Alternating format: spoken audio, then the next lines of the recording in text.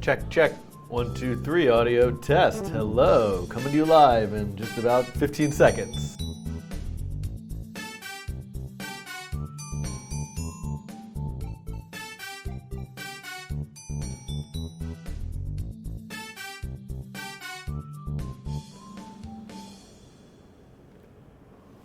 Good morning. Happy Monday. Good Monday morning. No. That's not my phrase. It's an homage to MPJ from Fun. There's 3 funs in the fun function. Okay, here we are. I don't know. Oh boy. I don't know if anything is working here. I'm a mess. Hi. Welcome. It is me, Dan, on the coding train. Live on a holiday because I was supposed to be here on Friday and I just couldn't get it together to be here for a number of different reasons that I won't get into. And I thought, I'll make it on Monday. It'll happen. I'll make it on Monday. And then I woke up this morning thinking, oh, really? I'm just going to live stream today? So I rushed out of bed, threw on the same exact clothes that I was wearing the last time I live streamed so that when these videos get edited, no one will be the wiser. And here I am. Special shout out to E and O, who I believe are maybe watching from home this morning, which is throwing me for a loop a little bit. And also shout out to, wrong button, I can never get this right. Brilliant.org, the sponsor of today's live stream. Brilliant.org, which was also the sponsor of my guest spot on MPJ's Fun Function, which I remembered, which also had the same topic as what I'm going to do today. Life is strange. Also, in this room appeared a light that wasn't here the last time. Maybe, can I get you a view of this light? Hold on a second here. I'm going to show you something rather strange. A little inside baseball here, a little behind the scenes.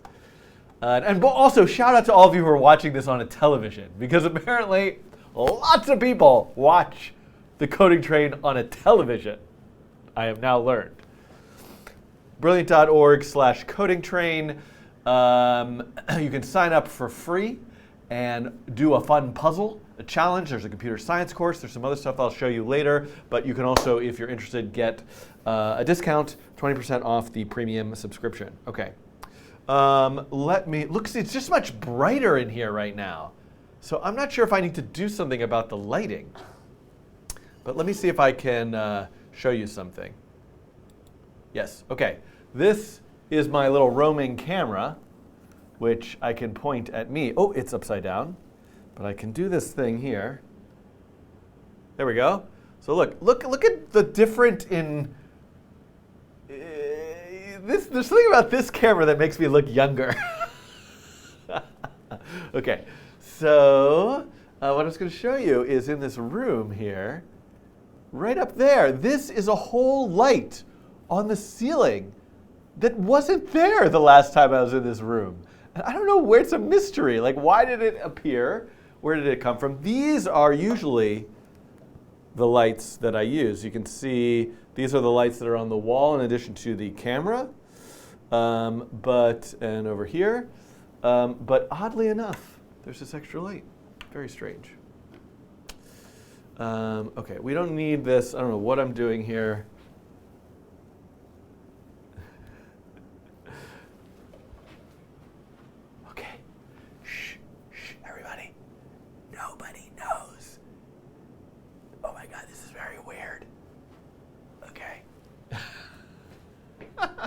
I have much too much fun in here. Okay, that's the floor. Whoa, no, okay, turn this camera off. It's revealing too much. And there we go. So, I'm here live once again. Did I say that already? Oh, I'm so tired.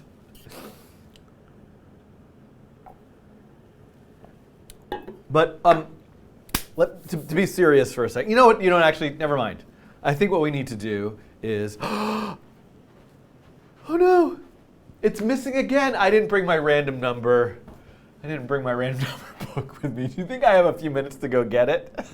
Oh, and this is up again. Why is this here? I thought I turned this off. Okay. Let's be serious for a moment, everybody. The purpose of today's live stream is for me to continue my set of tutorials for the Nature of Code 2020. A set of tutorials that follow along with a book that I wrote many years ago in 2012 was when it was published, and the examples were made in processing Java, and I'm redoing a set of video tutorials to go along with those examples in JavaScript. So I will continue that today. I will not be starting with the ceremonial reading of the random numbers. When I take an intermission, which I will do at approximately 11:30, I will go and get that random number book. But now is a good time for me to highlight my most recent video that came out on the coding train, the Coding a Cabana Hilbert Curve Challenge. Don't I look kind of like washed out, maybe? Do I need to like deal with the lighting? I don't know. And it's as if I completely forgot how to live stream. So I'm going to go here, and I'm going to go to the cabana. Let's go to the cabana.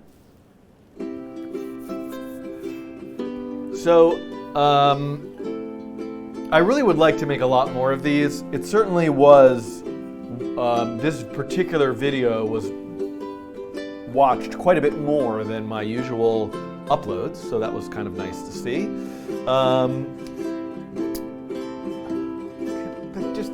I'm going to start over. Okay, hold on. Just pretend none of that happened.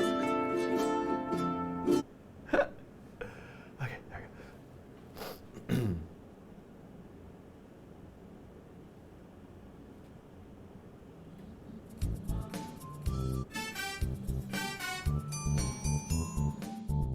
Check, check, 1, 2, 3, checking the mic. Check, check.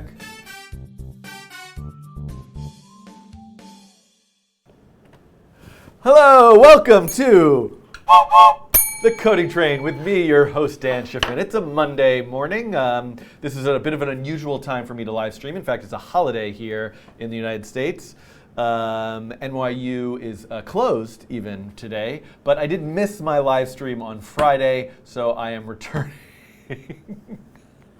You could all see right through this, right? I missed my live stream on Friday, so I'm returning today to continue my video tutorials on Nature of Code. Now, I did point out in my dress rehearsal that you all watched that there was a little bit of an issue with the lighting, but Mr. Ugly in the chat is saying the light is looking fine, maybe brighter than you're used to, but looks good. Oh, I look good. Thank you. Thank you. That sweater makes me think your tie is hanging sideways. Yeah, by the way, I was re-watching the edited versions of the videos, the Nature of Code videos. So there's like four of them that are ready. I mean, they're very lightly edited. They're really just pulled out of the last live stream. And I shouldn't mention this actually because it's going to drive everybody crazy. And I'm not going to mention it. There was something in the video that was driving me completely insane. Oh, I'll just mention it because, you know, you're only like 200-ish people, and there'll be more people who will watch it. But like my hair was kind of like, I do like hair like sort of like curled, like a little couple pieces of hair like that, kind of. That's I couldn't watch it, so I don't know. I might have to redo all those videos just because of that, but we'll see. Okay. And let's see. So before I get going with the Nature of Code stuff, Simon's asking me about the convolutional neural network videos. Those are done. They're ready to go. One of the things that I do is I use a service called 3Play Media to caption everything, and it takes a while for the captions to be ready. I think these are longer. They're just taking a while. Also, I got to make the thumbnail and all that stuff, so I just haven't gotten around to it. But I appreciate you asking. Those will be out soon. I think, though, before I move on to doing the nature of code stuff, I would like to show these community contributions. There's a lot of them, which is very exciting. And I don't have a system. I really think that I look pale and weird. Mathieu will color correct. Actually, I need to do a test. I'm having some recording issues. I have to also sneeze, so I'm going to mute my microphone.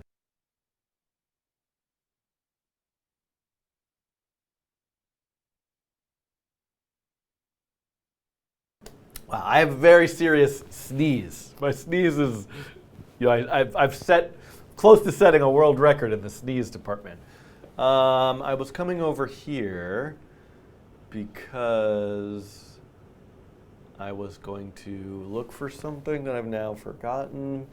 Anyway, I would like to go through these community contributions. So I guess I'm just going to click through all of them. I'm going to try to not spend more than 20 to 30 seconds on any of them, so we'll get through them in just a little bit. I will mention that in the Discord, people have been sharing these. So if you haven't joined the Discord, maybe somebody could post a link to the Discord in the chat here. And Arnav is asking, did it break your 10 print contributions record? I don't think so. I think if I go to coding challenges and I look for 10 print and I go to the challenge, I think this one, I mean, just eyeballing it, this one looks like it certainly has more. So no video, I believe, has more community contributions than the 10 print one, but I think the Hilbert curve is on its way. So let's look at some of these. I kind of want to do them in, so David Snyder made this wheel thing. We got to keep working on that. It was a long-term project because I like the idea of like doing them in random order. Okay, but let's see. So this one is translated to C#, which is interesting. I actually went to, okay, so I assume that this is just going to give me the C# curve. So I won't spend more time looking at that, but thank you, Clément. I recently went to a workshop on Unity. Do you all know about this Unity thing? I should really learn that. It looks amazing. So C# is in Unity. Okay. Hilbert and Z curve. Oh, look at this, by Kobo L. So it looks like here, let me make this a little smaller. I can like play with the color. That's fun. I can switch to a different curve. So there's also the Z curve, which is another space filling curve. It looks like that. That is awesome. Random color, and then I can adjust the order. And I like how the thickness, and I should probably make these darker just so we can see it a little better. I like how the thickness of the stroke is tied to the order. That's cool. Great work. All right, where are we? Oops. Now I'm sniffling. Okay. Now I want to see, done in Haskell with 5 lines of code. Amazing. And I suppose this is the result. And I suppose we can see, let's see if this is really 5 lines of code. That looks like a lot of code to me. I guess probably just in here. This is the actual code. Whoa. Cool. I don't understand any of this, but it looks really cool. Thank you for sharing that, Nikita. Interpolation between orders. Oh, okay, I'm excited for this. I am really excited for this.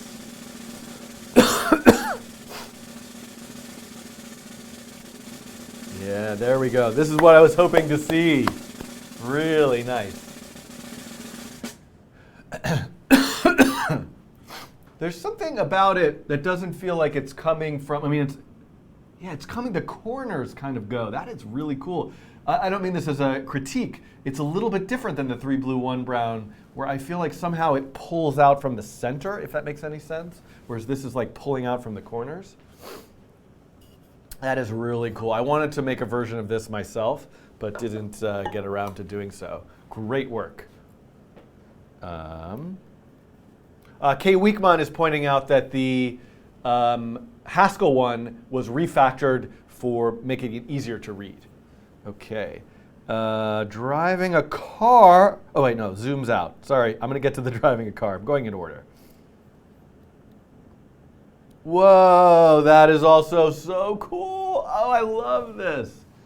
I love the fade and the zoom. Now, there must be a way to get the one that you're kind of like zooming out aligned. There's like a crossfade between the one that was previously drawn and the next one when it finishes, and it's barely noticeable. But I feel like there must be a way to get those like aligned perfectly. How long will this go for? Oh my God, this is so awesome. Oh, I love this. I haven't looked at these. I saw some of them, but this one I had not seen. I guess it finished. I sneezed now. Okay. Let's. That one's so beautiful. I'm going to remove myself for a second.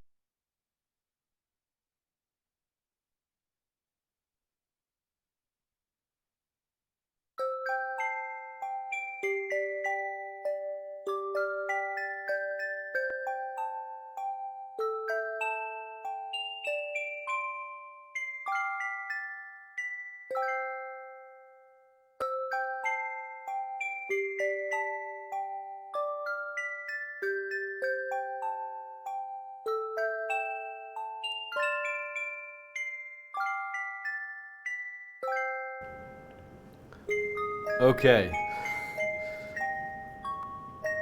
That one is so cool. Okay, let's go to driving a car. This is wild. Okay, no way. This one I did see already, so I'm acting. This is acting, but I was this excited when I saw it. Turn around. Whoa, this is much harder than I thought. Do I win a prize if I make it all the way? Oh, look, I could just go anywhere I want. That's cool. I like the idea of like constraining it, or maybe using this as a path for my like AI cars that I never actually made a video about, but that I built during a live stream. Cool, this is awesome. Oh, and vectors and forces all ties together. Image rendering curve. What is this? This one's in processing. So one thing I would say is if you make something that doesn't run in the browser, one is if you could do like a blog post about it, where you write a little bit and then maybe do a screen capture in the blog post. That's really helpful to like just see your project instantly. Another option could be to add a README file, and then you can embed an image into the README file, or even like a GIF. So I'm very happy to download this and take a quick peek at it. But that's something that I would really suggest that you get in a habit of when you're building up a portfolio. And a portfolio is maybe too strong of a word, but just sharing your work on the internet. The source code is great, but if you can write a bit about your process and document it with some images, that's always a wonderful thing to do. So let's see, though, if I can make this happen really fast.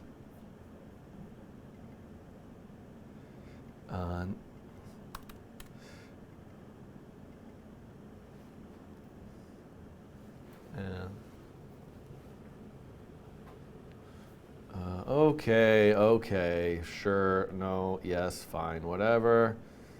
Oh, yes, no, oh my God, help me!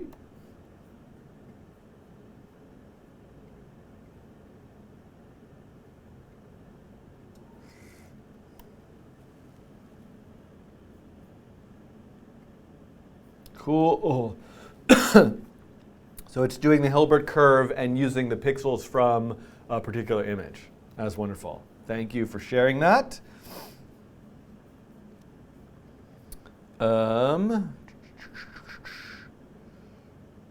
Hilbert curve with P5.js. Beautiful. We are seeing it happening here on CodePen. I always like to see other code editors that people are using. Now we're down to Editable Space Filling Curve by Simon Tiger. Whoa, okay, look at this. Talk about self-documenting. Here's the P5JS sketch with a whole page describing everything that's going on. Oh my goodness. Wow, what is going on here? So there's the seed, there's the Hilbert curve, there's the Morton curve, the Z-order curve, the piano curve, the Sierpinski triangle. I don't know what's going on here. I don't know how to operate this. Whoa, oh, but I can like design my own and then it'll make it in here. And then there's like a seed. What does the seed do? Oh boy, what did I do? I ruined it. Oh, I see. The configuration is maybe tied to a number. So this is the seed. Oh, I see. This shows the Hilbert curve, and then maybe these show the rotations. And then I can also do the grid size. Whoa. Oh, my God. This is wild. Simon. And these are the rotation instructions. Oh, my goodness. I'm going to have to play with this more later. Really unpack this. Great work. Image dithering with Hilbert curve.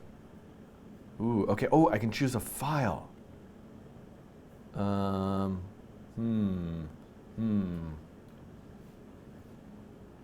me find a file here.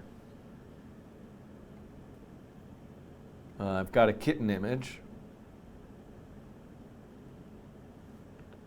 So I uploaded this kitten image. Let's increase the order.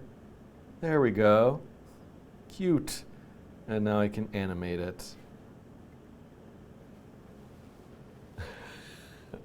Nice work. So the dithering thing is really interesting because I did some quick experiments where I just pulled a pixel color from an image and just assigned that to the particular line segment on the Hilbert curve.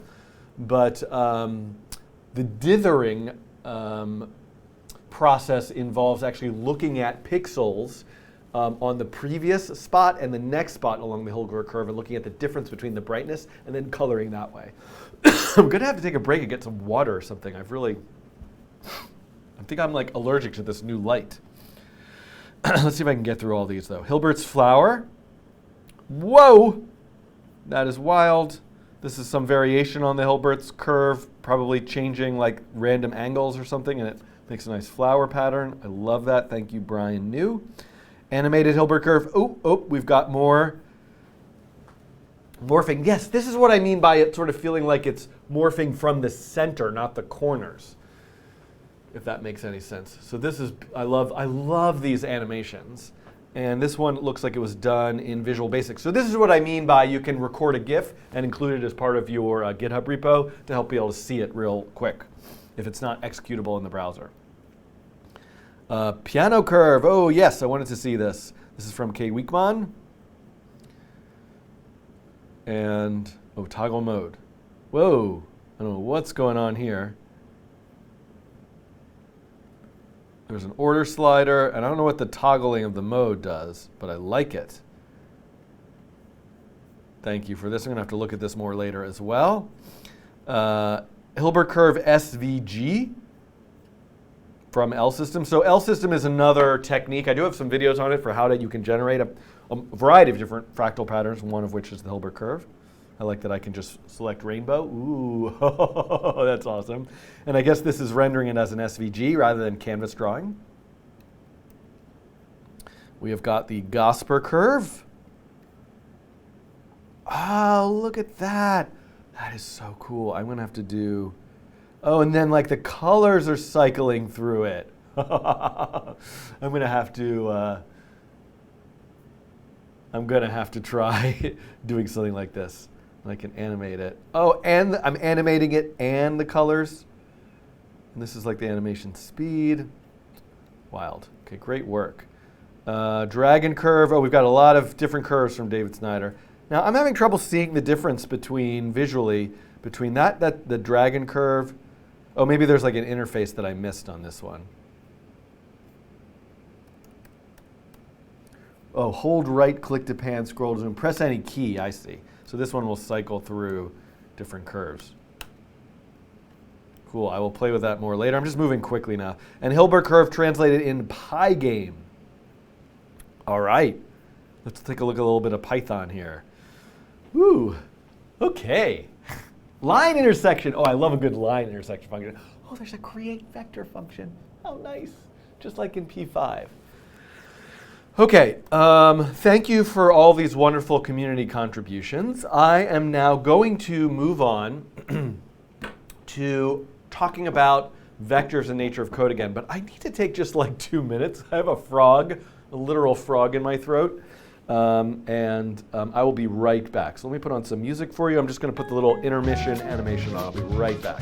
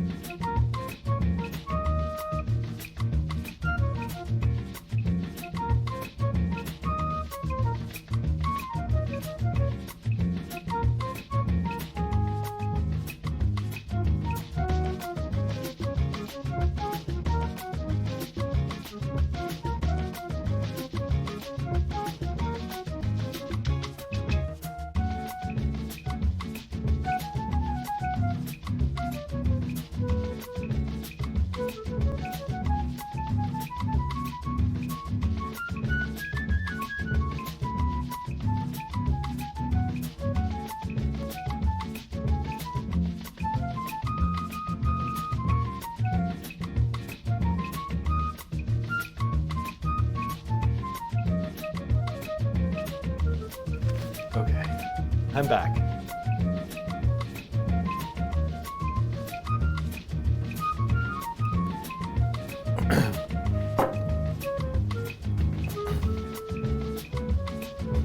All right, everyone.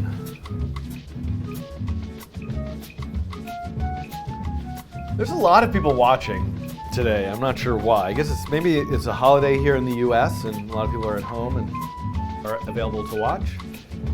Let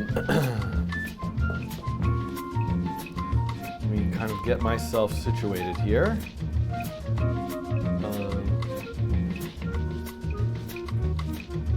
hold on a sec.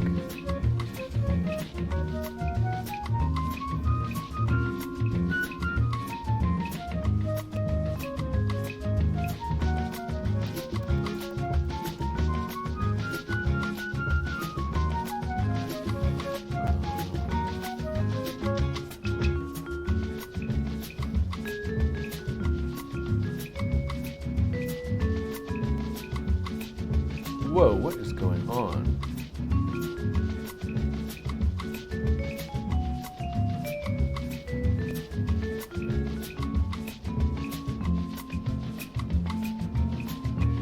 Oh, this is because these are new. I'm looking for where I left off. Here we go. Yeah, okay. February 7th. There's this.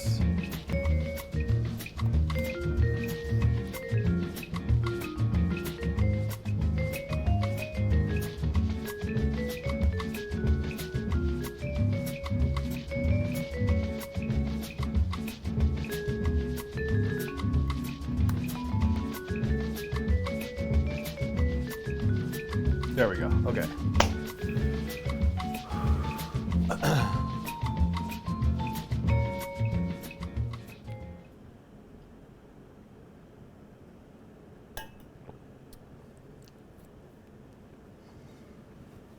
And here. Okay. So I think where I left off and where I need to be today is adding the concept of acceleration to this particular example. And Then I'm going to make an example where the object, the walker, accelerates towards the mouse. And then that will require me to look at a couple different things. One is static versus non-static functions, as well as the normalized function. So those are the main things that I want to look at here. Static versus non-static normalized. Make an example where the walker accelerates towards the mouse, and then that will set me up for moving on to chapter 2. Okay.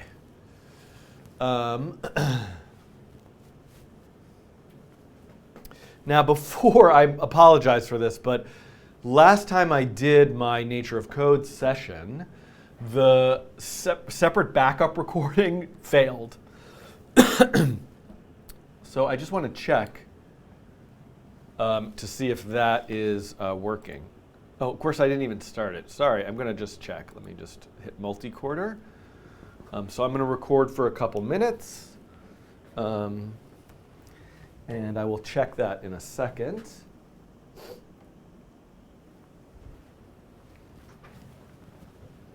So I think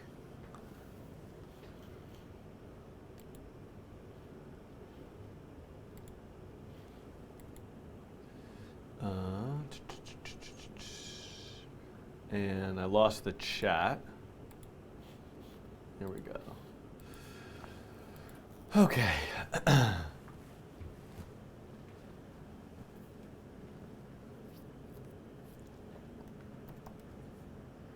So let me go for a second to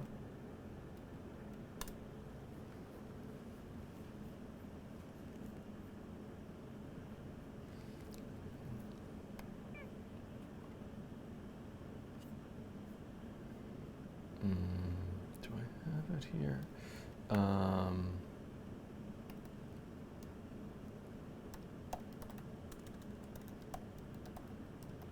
Let's try this.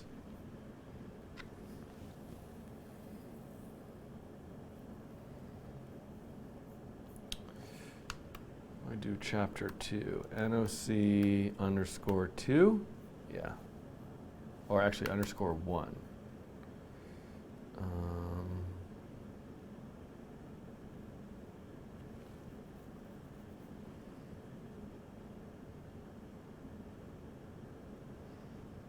Yeah, this is what I'm looking to do.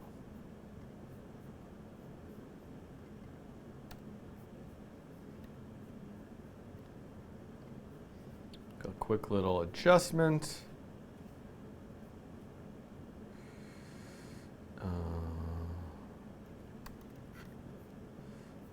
Okay. So this is ultimately to the example that I'm going to sort of build today and go through a lot of the pieces of this in terms of how vector subtraction works, what's the difference between a static function with p5.vector and this should be let, and also how the normalized function works. Okay. I don't know, this is not anticipate having this sort of difficulty today. Oh, there's so many people watching. All right, everyone.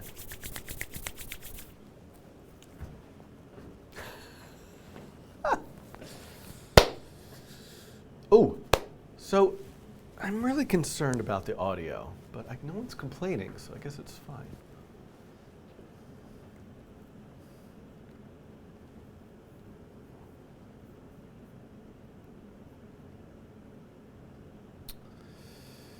I feel off today. I don't know why, but maybe things will start to sort of like kick in and feel less off in a moment. And I'm like closing things that I don't want to close. That's fine though. Okay. Come back to me. There we go.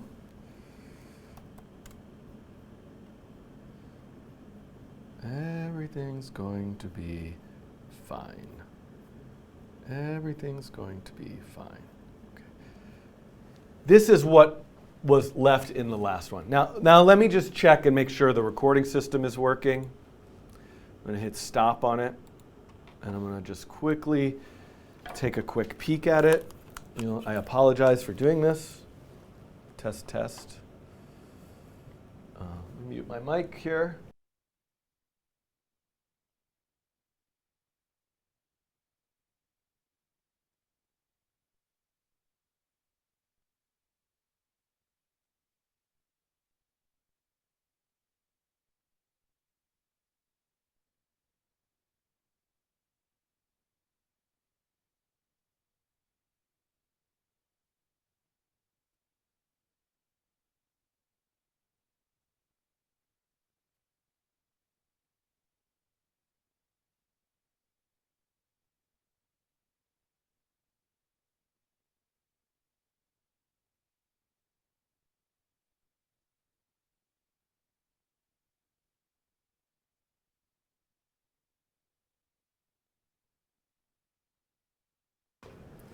Okay, the recording system appears to be working.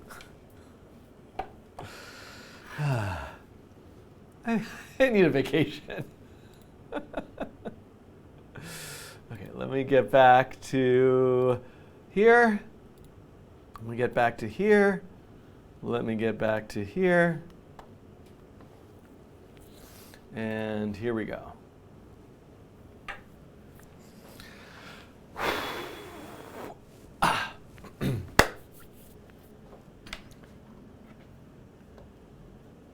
Ooh, what's going on with this camera?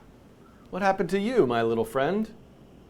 Someone was in here messing with this camera. Oh. God. Okay.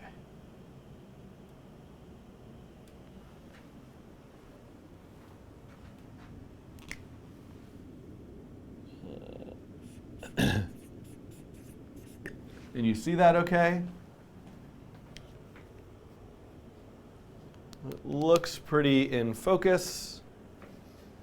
So I will take that as a yes. Right. Okay.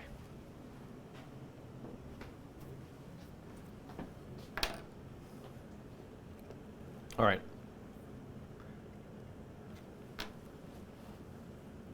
So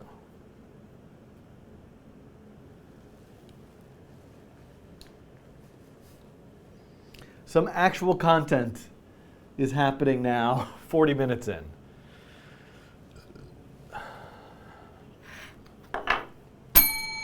Welcome back to Nature of Code, Chapter 1, Vectors. And where I am leading to, where this whole set of videos will eventually, very shortly get to, is building this particular example, where as I move the mouse around, this walker object or mover object or particle object, whatever I want to call it, is accelerating towards the mouse, almost as if it's attracted to the mouse. And in chapter 2, I will actually look more formally at gravitational attraction and how that works. But in order to get to building this example, there's a couple bits. Well, there's a very important bit, that is. Oh, there's editing. I have editing. I forgot.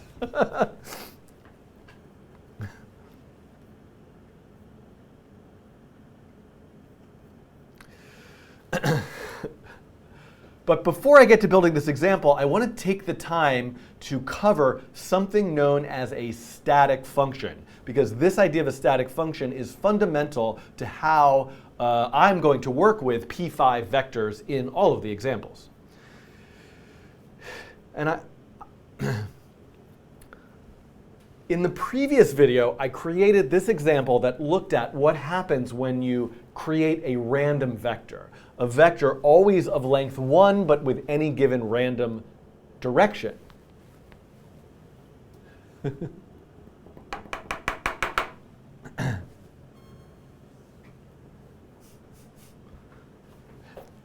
Sorry, sometimes I see the chat out of the corner of my eye, and I'm like, it sends my mind in another direction, and I lose my train. of thought. So let me just do that again. This is the example I left off with in the previous video. Oh boy, I gotta fix my hair. Okay, hold on. This is the example I left off with in the previous video where I was looking at what happens when you pick a random vector. And not just, I know what I want to say.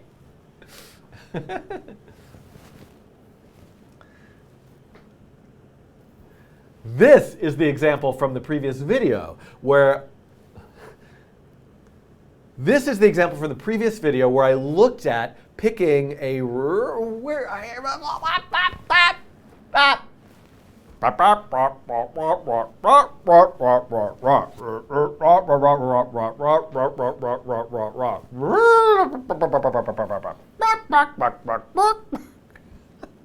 Yes, 375 people are watching a lunatic on the internet talking about random vectors and clucking like a chicken. And every once in a while I see the mic go all the way into the red, and it just makes me very nervous. What if the audio is just recording terribly? Right, there seemed to be some interference, high-pitched, low-volume noise. Right? Right? I saw that as well. All right, we're just going to hope that everything's fine. Kay Weekland says he's finally lost it. I would say finally. I think it's well established that I've lost it years ago. This is the example I made previously, where I picked a random vector, and so the vector has a random direction, always of length 1, and then I'm scaling it with some random value. So the reason why I'm highlighting this is right here. The way I picked a random vector, p5.vector.random2d, is a little strange. And this is, in fact, an example of a static function. Okay. Oh, hello there. It's me by the whiteboard.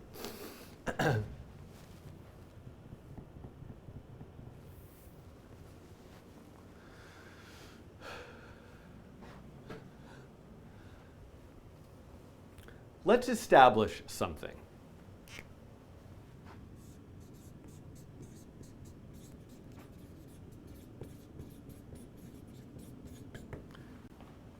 This is me creating a vector object. The variable v now stores a vector object of type p5.vector. I can call functions on that object. v.add, v.multiply,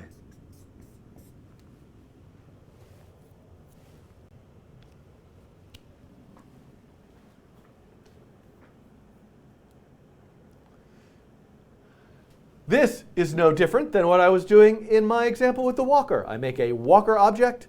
I say walker.update, walker.show. I'm calling functions on the actual instance of the walker itself.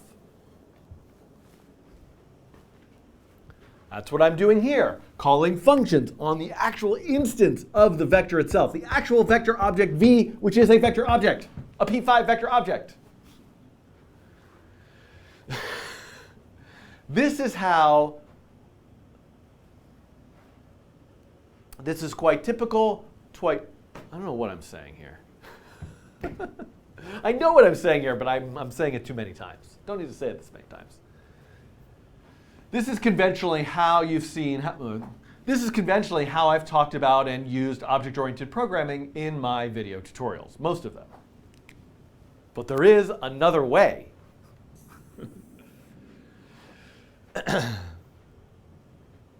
Maybe you've seen this before in other contexts programming in JavaScript. For example, have you ever seen something that looks like this?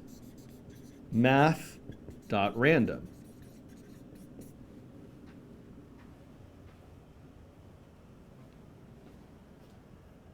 There's a mouse cursor right there in the weird place. Yeah.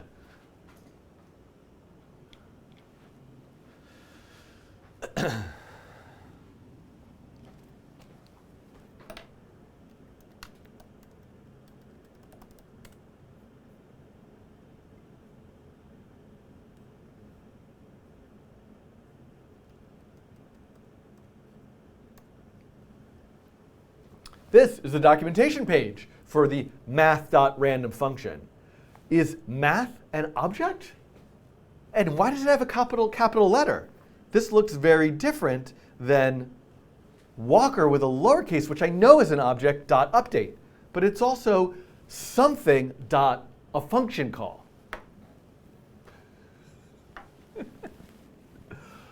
All of this yeah,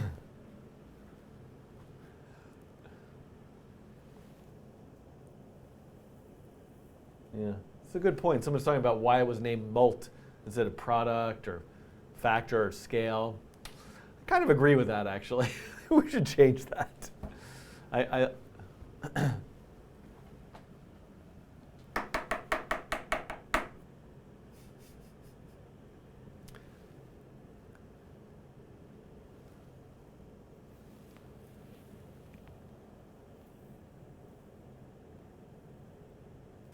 yeah.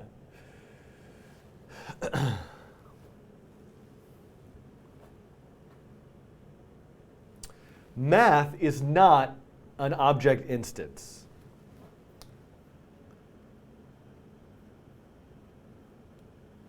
Just like p5.vector is not an object instance. p5.vector is a class from which I can make vector objects. Math is also a class. So this was a very long-winded way to say that a static function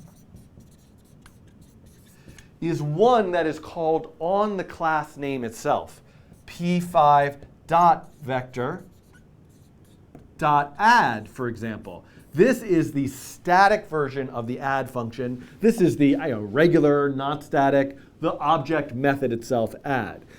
And so, number one, this is just me defining for you what it means to have a static function. And in many cases, static functions are, well, Can I just do this whole thing over? Because I kind of didn't really know where I was going or why I was here. I had to come back to life. Right? Not that, I don't know, maybe I haven't come back to life yet, but I really felt I needed to come back to life. And I feel like this video is now, when it gets edited, it's going to be 20 minutes long. And I really just wanted to say something very simple, which is what a static function is.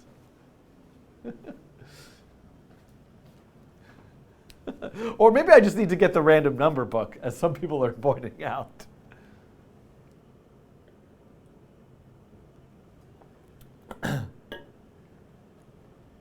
No, and people get very upset with me when I decide I'm going to start this whole thing over. But I am. I am. I am. You can't stop me. Trust me, the world, the people of the future who will be watching the Nature of Code video tutorials will thank you for suffering through me doing this twice. Because they will get to watch a 2-minute video where I just quickly explain what a static function is, rather than this 20-minute sort of choppy, edited, weird thing. So you're doing a service. Think of the good you're doing for the world right now. Static method and instance method. And Bruno very kindly is saying that I can start over, which I appreciate. Okay.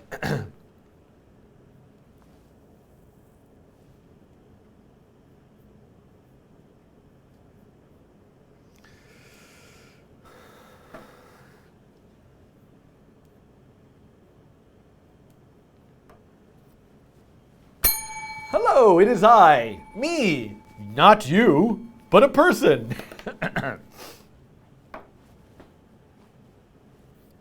While I'm here, I should check to make sure the recording thing is working. IU says, have you ever made a 2-minute long video? No. Thank you, Jason. Jason writes, the thinking out loud is a valuable lesson. I appreciate that. All right, can you humor me for another little bit?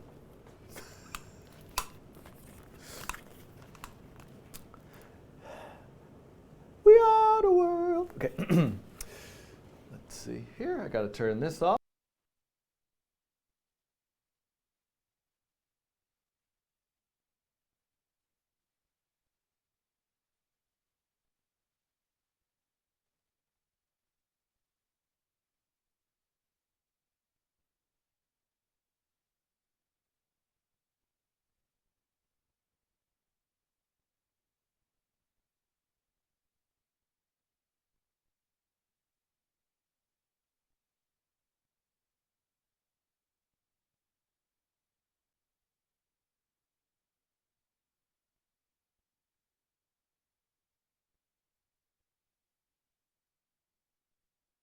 All right, well, good news. The recording system seems to be working okay.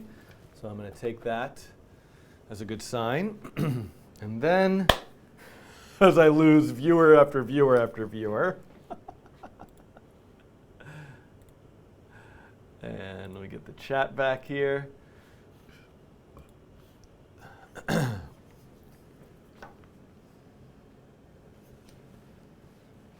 think I'm not going to go down the road of looking at the math.random. Okay. All right. Hello, welcome to another Chapter 1 video for Nature of Code on vectors. So I am building to something. I am getting somewhere, to a place where I'm going to make this example for you that looks at something called acceleration and in fact has this walker or mover or particle, whatever you want to call it, object accelerating towards the mouse. But there are some key concepts that this video will require that I want to talk about first. So one of, well, no, not one of which. There are some key concepts, however, that I want to talk about that doing this example requires. So if I go back to where I just left off, looking at how to pick a random vector using p5.vector_random2d. So this picks a random vector always of length 1, but any random direction, and then I'm scaling it randomly, and we get this nice pattern. But this here, p5.vector.random2d, might look a little strange to you. And this is an example of a static function. Random2d is a static function. It's called on p5.vector rather than like this function, mult for multiply, which is just called on v, the object itself.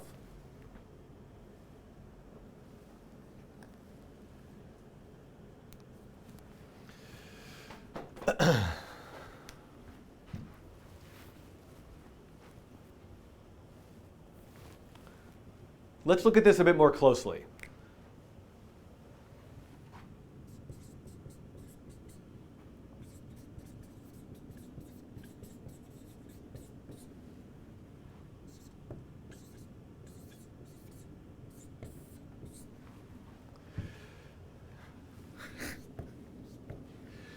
This is the conventional way that I have looked at object-oriented programming in most of my videos. I make an object. Often I'm saying new something, but p5 has this create vector function that makes the object for us. A subtle distinction.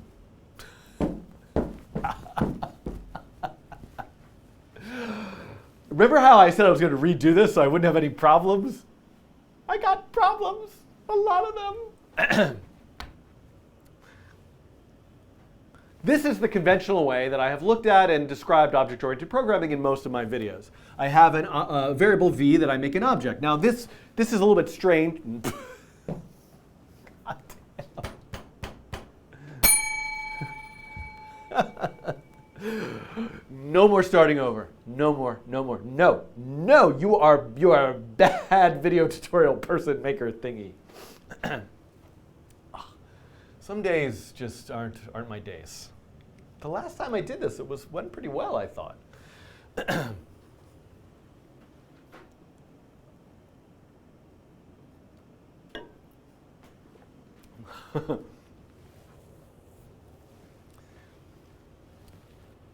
This is the conventional way.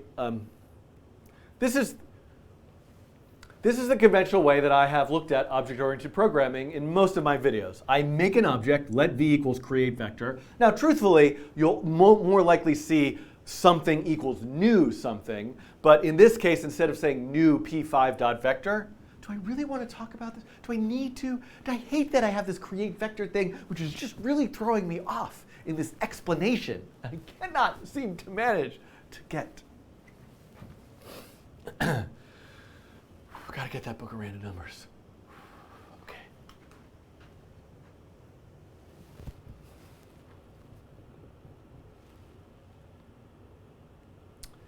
This is the conventional way that I have looked at object-oriented programming in most of my videos. I have this object v, it's a p5 vector, and then I'm calling a method on that object, a function on that object. This is what you would be referred to as an instance function or instance method. The one thing that's a little bit unique here is that instead of saying new p5.vector. I'm saying create vector. And that's just something specific to p5 itself, which has in it a create vector function to make the vector object. But sure, in most cases,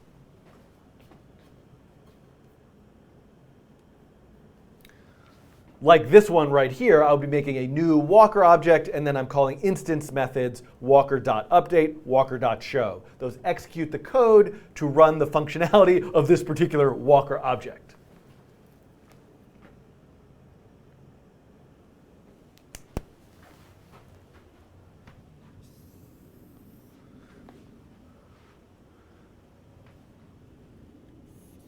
So the term I'm using is instance method or function.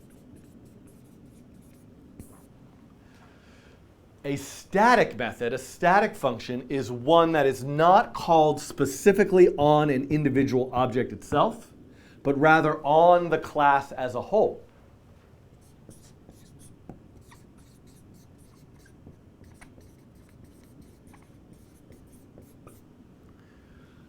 So notice how I'm calling a function random2D, just like I'm calling a function add, but instead of on a specific instance of a p5 vector object, I'm calling it on the name of the class itself, p5.vector. That's because this bit of functionality isn't associated with a particular object. I want to add something to this specific vector here, but here there's no actual specific vector I'm talking about. I just want to make a new random vector.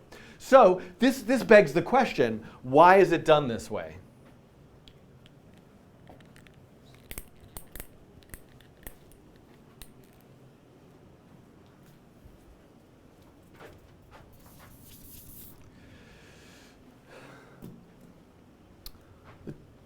The story here is that this is really a decision that the creators or maintainers of the P5 library have chosen. There's no reason why there couldn't be, just like there is a global create vector function that makes a empty vector or a vector with 0, 0 in it, there could be a create random2D vector.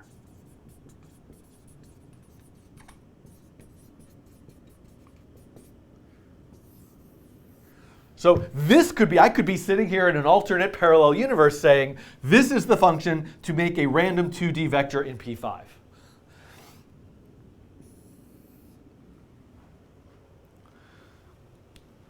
But in JavaScript, it's quite common to collect a bunch of functions under a namespace. But in JavaScript, or in other programming languages as well, it's quite common to want to collect a whole set of functions under a particular namespace.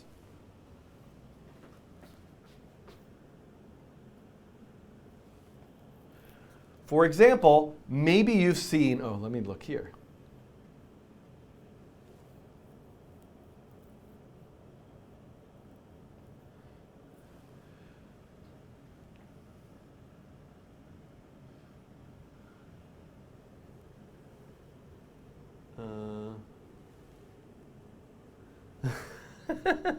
Yeah. For example, in JavaScript, there is the math object. Oh, it's an object. Ugh. Ugh. Why JavaScript? Why? Why do you torture me?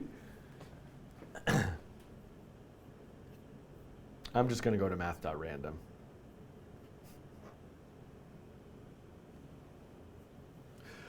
For example, if you weren't using P5 and you wanted a random number in JavaScript, you would call math.random. And in fact, under the math class, is it really, can I say class? Can I say class? I don't think I can. I don't know if I can. I don't know. Help me. It's a built-in object. It says it's a built-in object. It's so confusing.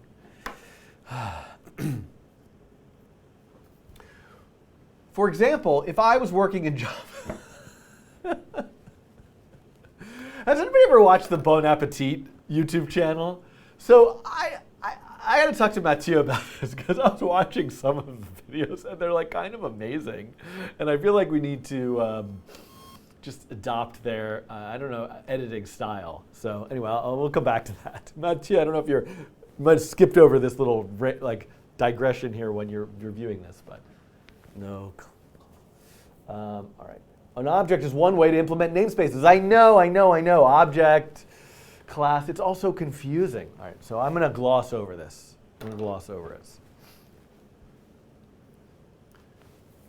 For example, in JavaScript, if I didn't have p5.js and I wanted a random number, I would say math.random. And in fact, there's a whole, whoops, wrong way, this way, forward.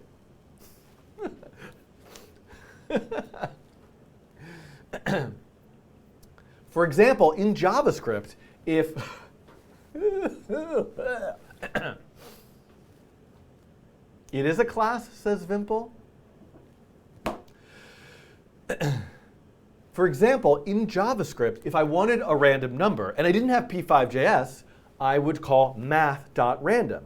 And there are a whole collection of static functions namespaced under the math thing, object, class. Oh, the terms are so confusing.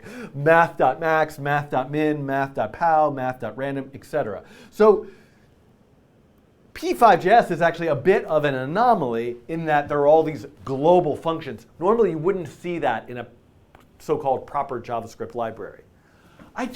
This is my problem with explaining the static thing. I can't help myself but go down all these like digressions and blah, blah, blah, and it just really doesn't matter.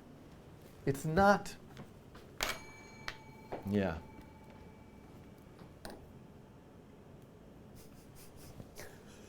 So if you haven't seen Groundhog Day, boy, am I in an episode of Groundhog Day, or not. Okay.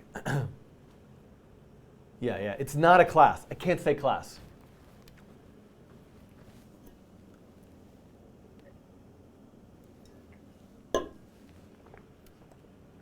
Country road, take me home.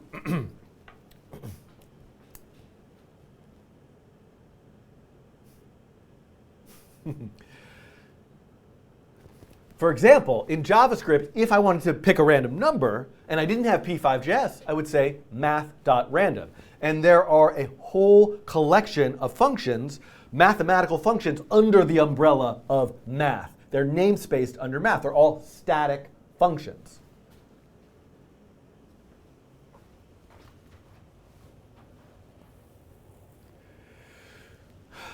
So in p5.js, there are a lot of global functions, which is a whole kind of other discussion. Why are there global functions in p5.js? But I don't want to get into that right now. But all of the vector functions are not part of the global p5 reference. They're all namespaced under p5 vector. So there are some times where I want to call a function that's operating on a vector and some other operations that I just want to call that relate to vectors that are called under the vector class itself. Some are static, p5.vector. The function name, and some are instance, v, the instance of an object, the function name. Yes, I got through that.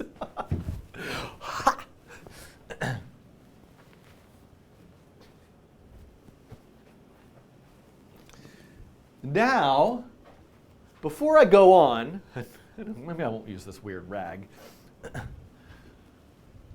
I'm not finished yet.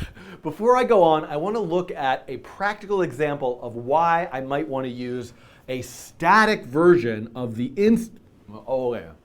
But I'm not done yet. One of the weirder things about working with p5 vector is there are both, right? This is an instance function add, a static function random2D, but there also is a static function add. So some of the functions have both instance and static versions of the same function. So I want to look at a practical example of why I might want to use one versus the other.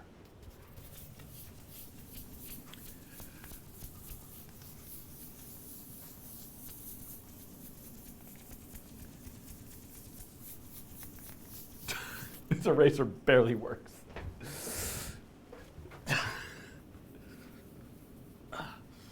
Exercise. Okay. To do this, let's look at something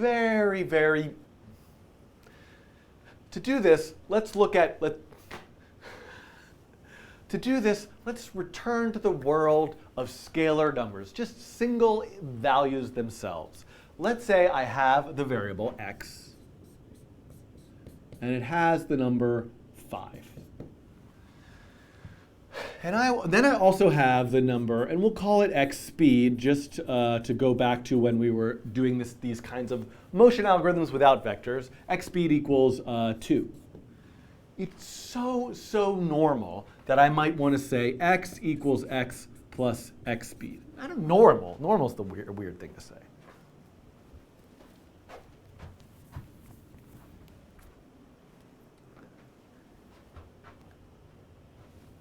This is a case where we would write code all the time like this. X equals x plus x speed. We did this without a second thought. I'm taking 2, adding it to 5, and putting that value back in x. So if this were in a draw loop, x is 5, then it's 7, then it's 9, then it's 11, etc. We've now seen that the equivalent is if I have a position vector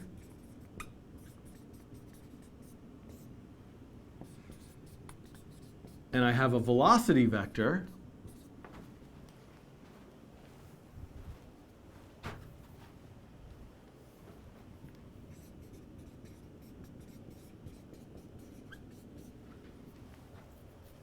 I would say position dot add velocity.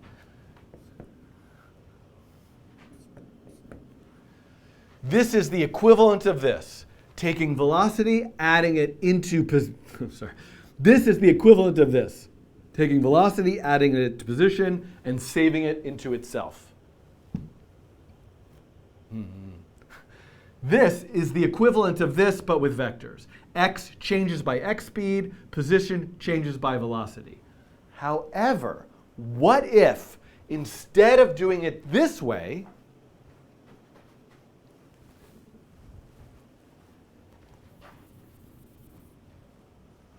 I wanted to say let new x equals x plus x speed? What if what I wanted to do was take the result of this operation and store it in another variable? So x hasn't changed. After I run this line of code, x is still 5. I have the number 7 in this particular variable, new x. Now, in the case of Now, in most examples, I don't want to do that. I want x to change and keep saving the new value into itself incrementally. But there are a lot of times where I want to do an operation, not mess with those two variables, and store it in a new result. How do I do that with vectors?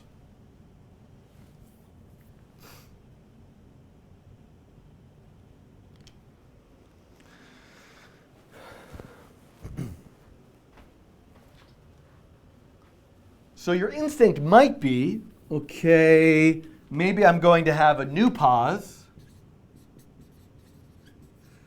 and I would set that equal to pause add velocity. I mean, this makes some logic. It's not correct. It makes sort of logical sense. But by its nature, an instance method that receives another vector changes the object it's acting upon. This is where the static version of add comes in. If you want to add two vectors together but not mess with those vectors, you can use the static version of the add function.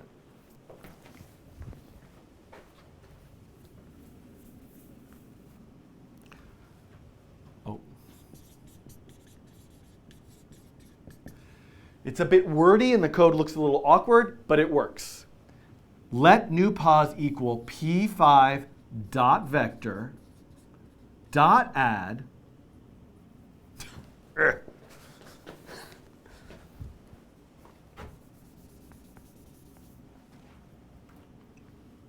dot add position comma velocity. Did that fit? Oh, it fit.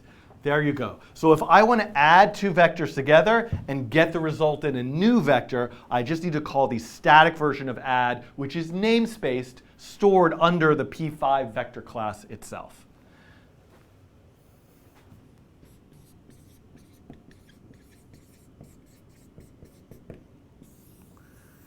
So while this is very common in our physics algorithms, position changes by velocity, and in a moment we'll see velocity changes by acceleration, there are certain times where I want to do an operation like this, and there are more examples of that than just add as well.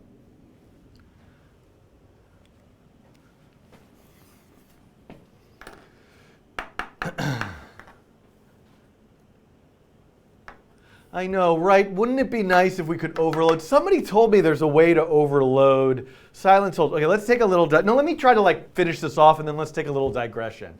Operator overloading. I'm doing the terrible thing here, which is I'm like, looking at my messages. Okay, which I shouldn't be doing while I'm live streaming. Okay, so.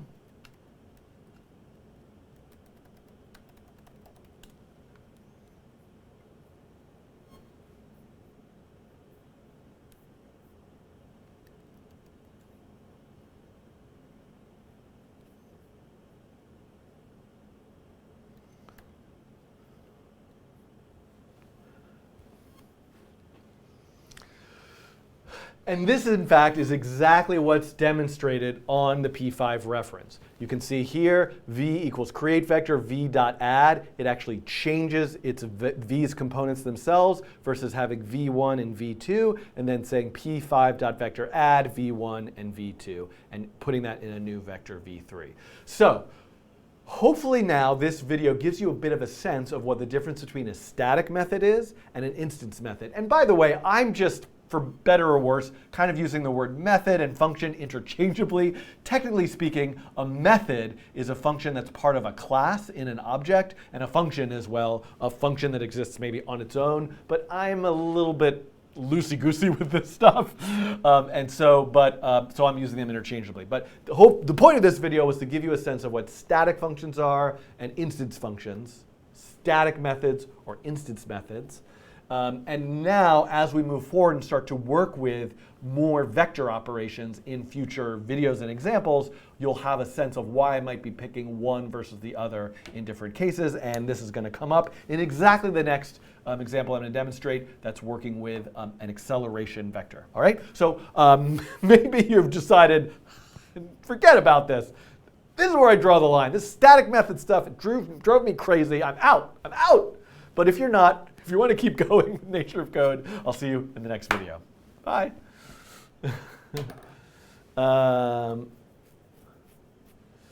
Okay, so give me a second here. Somebody told me oops.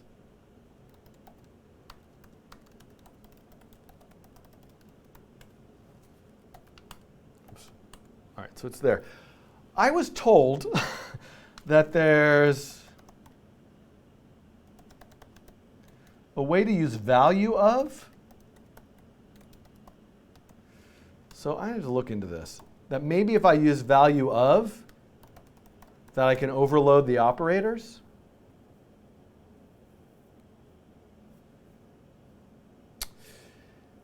So, but how would I do that? Can I turn the vector into a single number that I could then add and then like turn it back?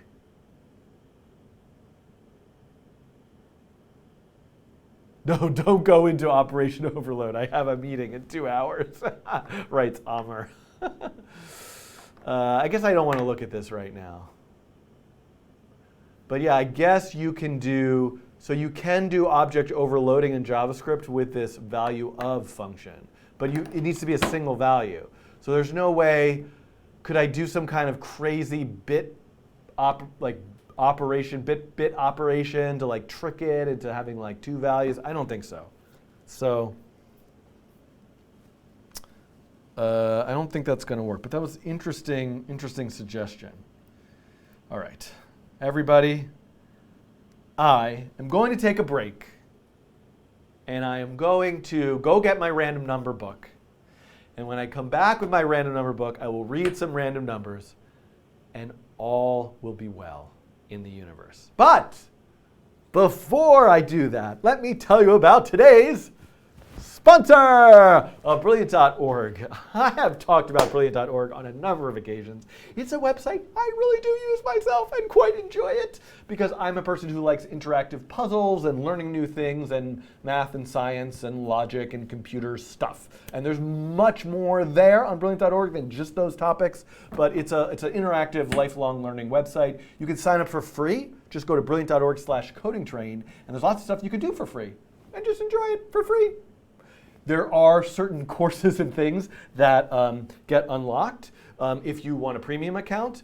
Whole course on computer science fundamentals that you can see here that I am showing you. And so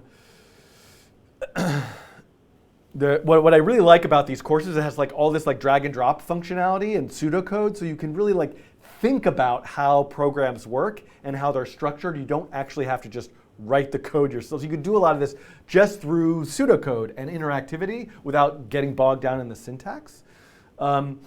But what is kind of amazing, and I think this video that I'm playing to you is going to switch to it in a second, what I didn't know is that Brilliant is actually built in. I don't use a lot of Python. I'm like a JavaScript weirdo. But look at this.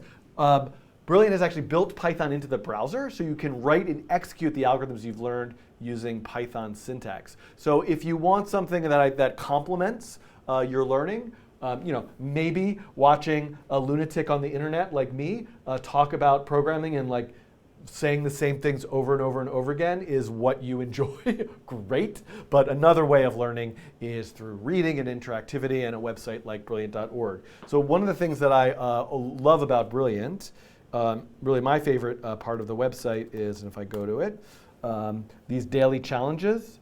Oh, weird, I'm not logged into a different account than I thought that I was, but that's fine. I have a premium account, but maybe I'm not logged into that right now. And so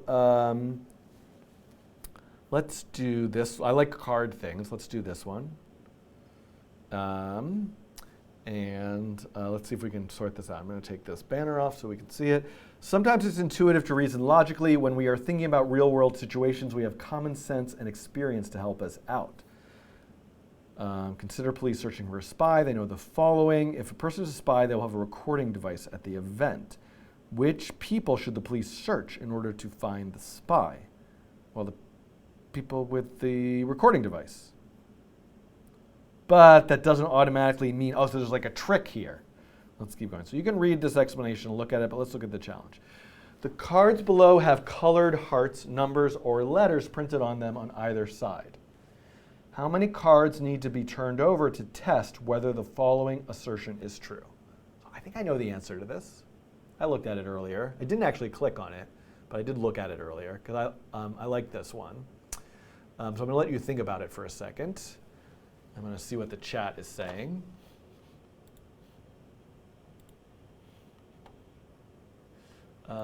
And let's see.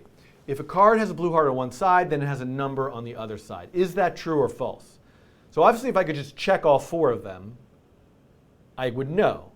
Because if it were true, this would have a number on it, and this would have a blue heart on it. Let me see if I can zoom in here. This one would have a number on the other side. That one would have a blue heart. That would not have a blue heart, and that would not have a blue heart. So if I want to, can I check to see if it's false? Right? How many cards need to be turned over to test whether following is true? Is there one of these I don't need to check?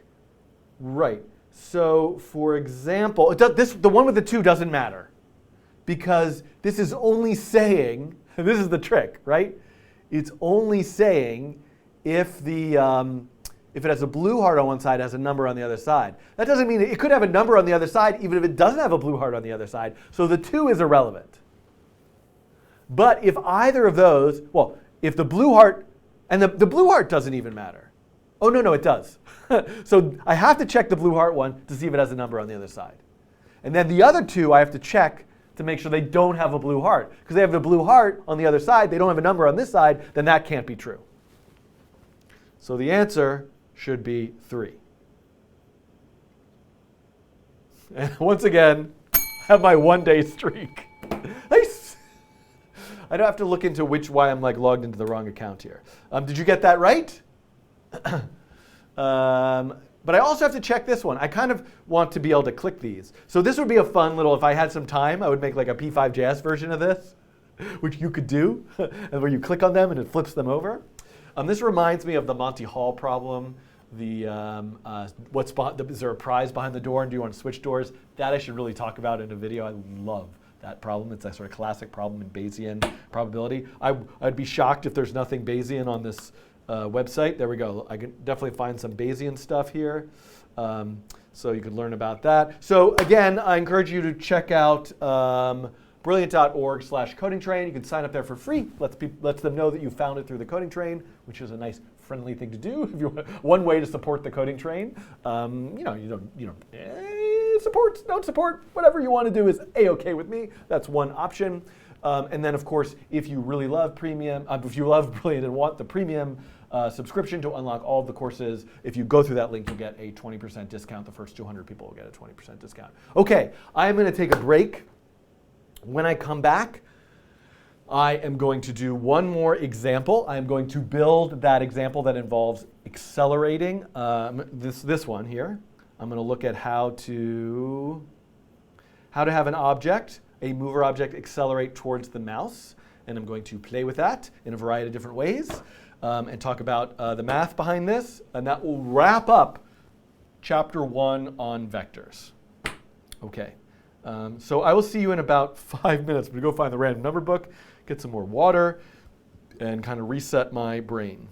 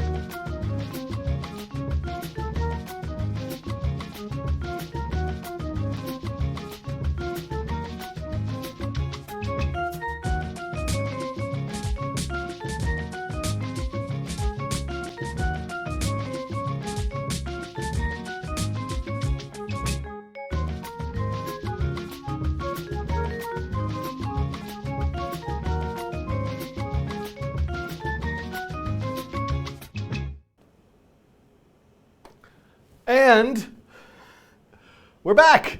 And it is time for the ceremonial reading of the random numbers. Oh boy, I lost like 100 people. Come back. I have the random number book. Everybody, return to the live stream. By the way, this page, which is page 318, and you know what I think would be good? This would be a good time. This would be a good use of the overhead camera. Keep me honest here.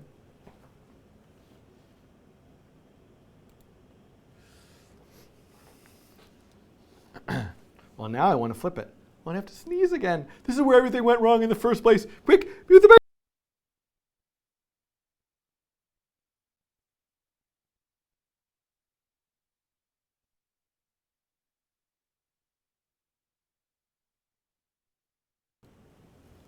acting. Now I know why I had this flipped.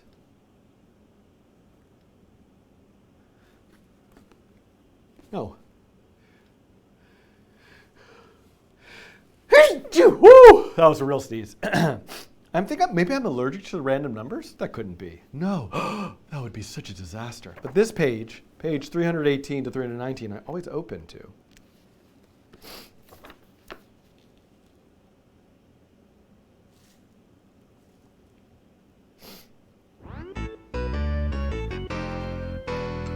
$64,558. 2,781, 98,821, 83,697. Whoa, look at this one! 777! Oh, what a day! 36,000. Oh, no. 34,601. 85,859. 2,515. 59,944 and 2,925. You know, we've had no new members today because whenever I get a new member, you know, I need a button. Hold on.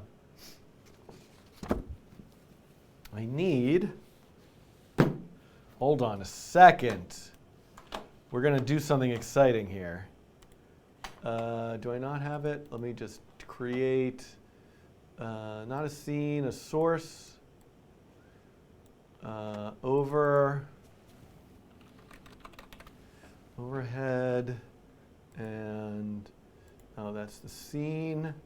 No, the scene is green, and the source is over. And now I think if I hit close, we will. Now I can press this button. There we go. I have a button now, which does it. I love my Stream Deck.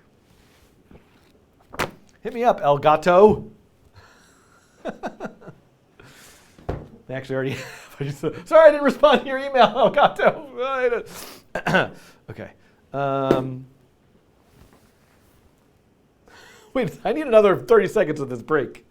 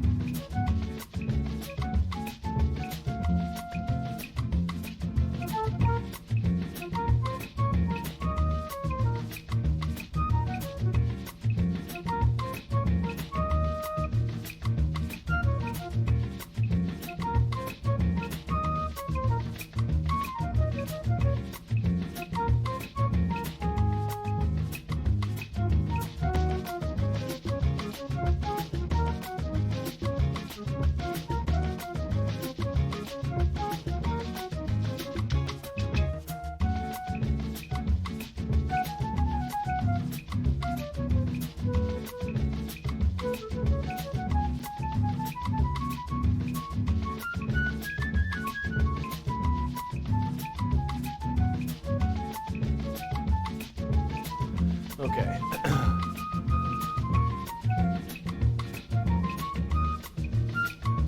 Let's just take a quick minute. I just want to look because we're getting close. We're getting close to where I really need my copy of 1,000,000 random digits with 100,000 normal deviates. I want original print. How do I find, like on eBay maybe?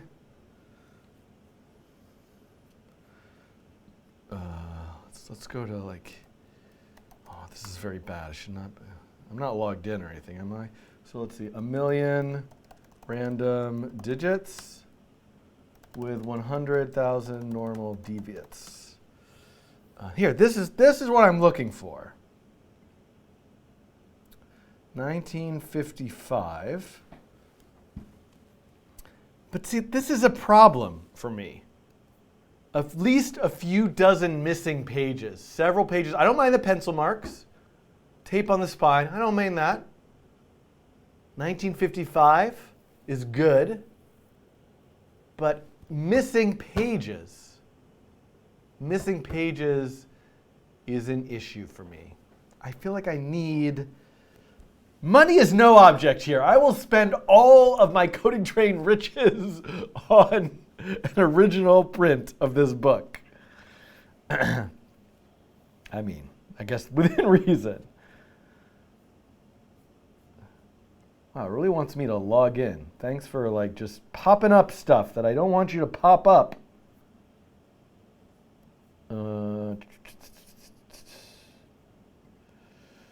Was there another one? Not even. No. This is as close as I'm going to get.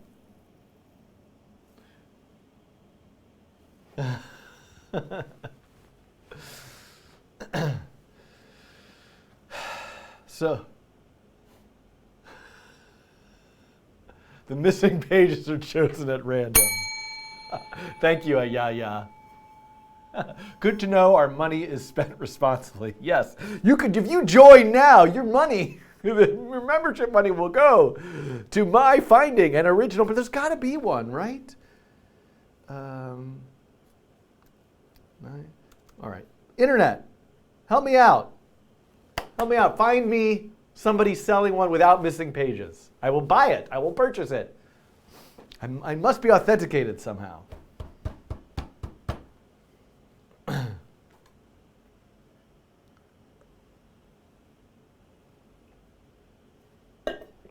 All right. We will now move on to, this is done. This is this one. And this is now this one.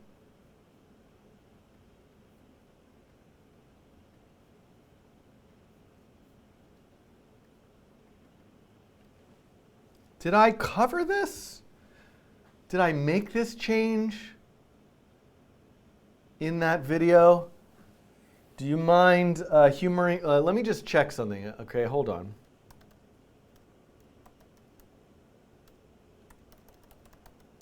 What I'm doing right now that you can't see is I'm logging into my dashboard for the coding train. And I am pulling up the current edit. And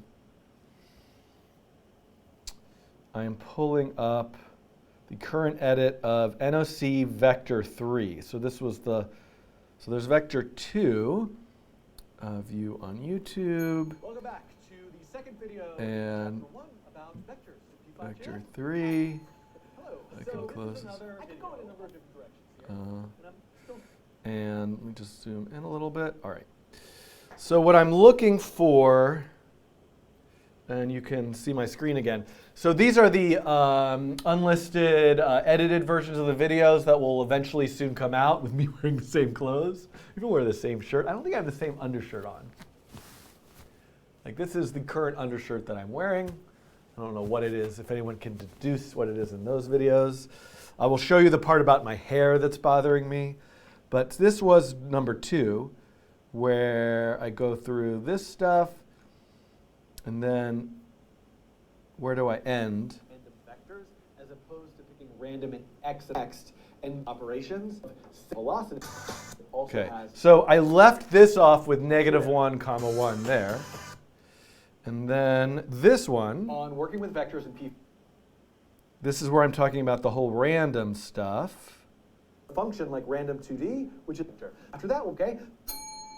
Watching this function versus what it's So very I don't think. consider. Oh, I But do. So I did this in this but video. I'm going to stop here and let you Okay. do some Okay. variations on Got this it. now that you see about how. Got it. Okay, so I know where I last left off.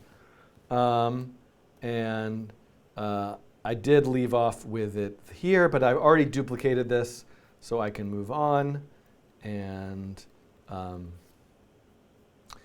think I'll change this to mover.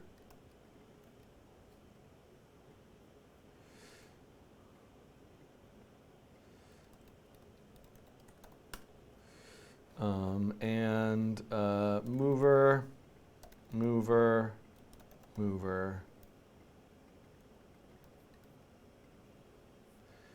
And mover is not defined because I need to say mover here. Okay, there we go.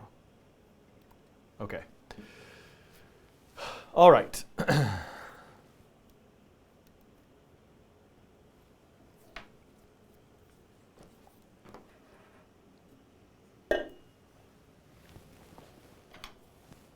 So in this video,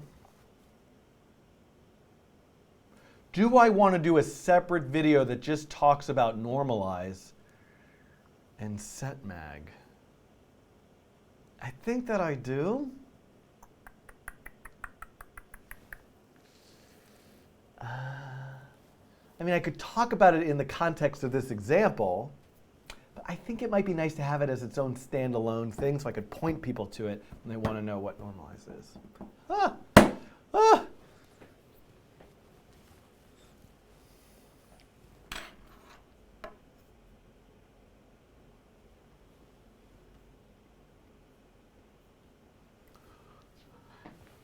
Oh, I am so close to getting to making this example where an object accelerates towards the mouse. And where I last left off, I had this walker object, which I have now renamed to a mover object. And every time I run this sketch, it picks a random velocity and moves according to that velocity in the canvas. So all I need to do to add to this is an acceleration. But there's a bit more vector math that I would like to talk about that is also required for this. Let me erase this whiteboard.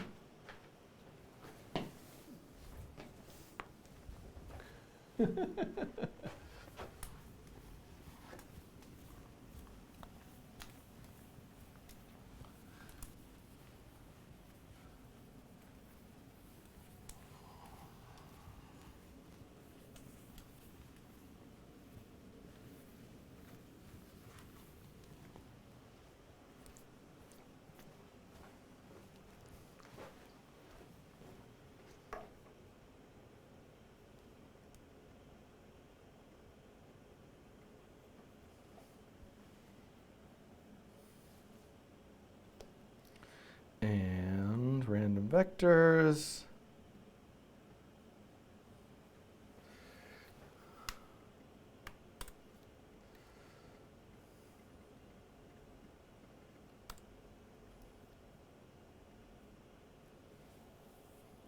Oh, I know what I'm going to do. Oh. Never mind.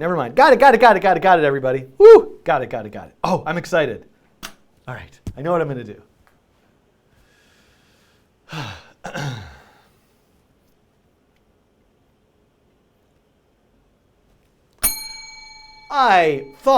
You thought, did we think?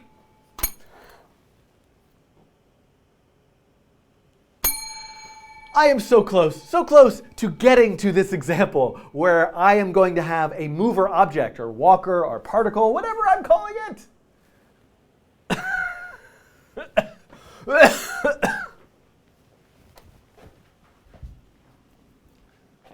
Just like maybe like turn one of these lights off.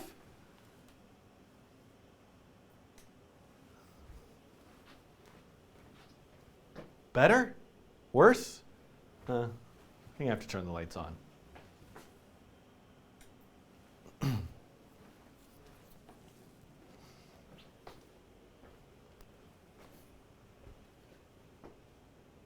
I'm recording this, right?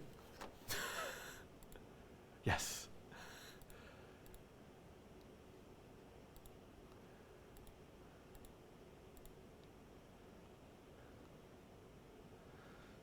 I don't know, maybe I've like ruined the way that I do this.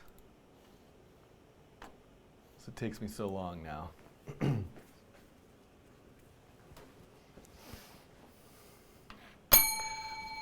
Hi, this is another video in the Nature of Code series, chapter 1 on vectors, and I really thought that I was going to get to this example, but I want to do one more video looking at what it means to normalize a vector.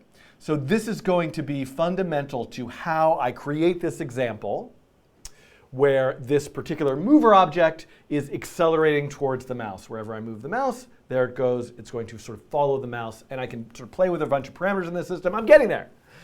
So let me return back to this example where I picked a random vector every cycle through draw, and then scaled it by a random amount, and I'm drawing it onto the canvas.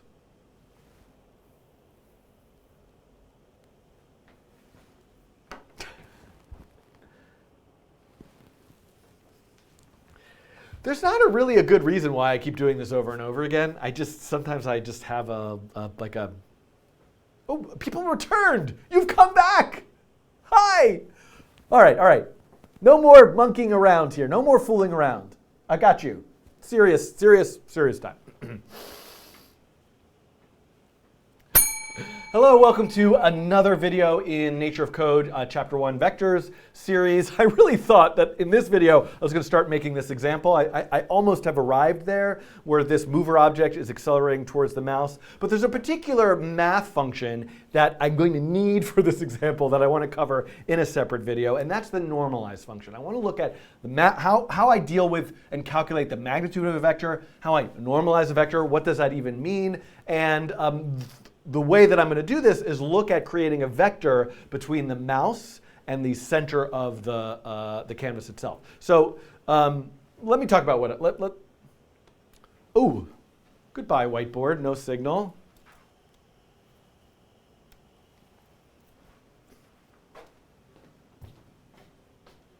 Come back, there you go. So let's look at the scenario that I'm working with here.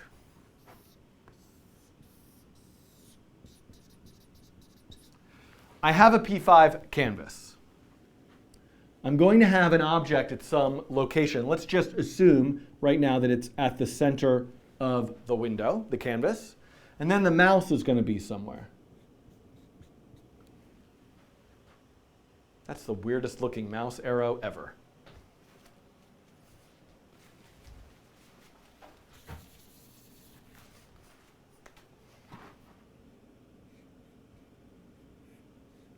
Oh, much better, much better. And the mouse is going to be somewhere.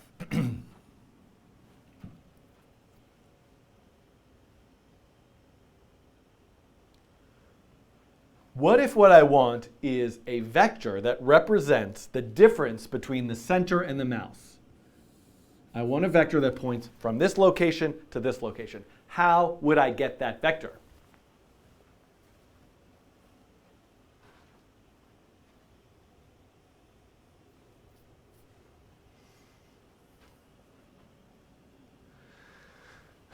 Let's think about it for a moment without vectors.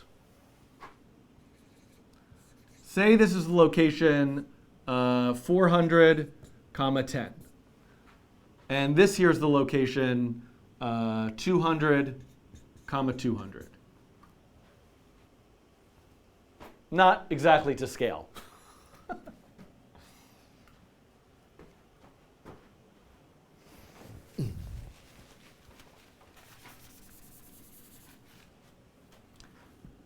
And let's say this is the location 300, 200. What I'm looking for are what are the x and y components of this vector, x and y.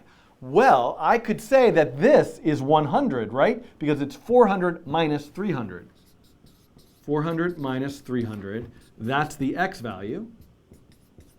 And then the y value is 200 minus 10, so that y length, 200 minus 10 is 190. So this vector has the components, wait, what?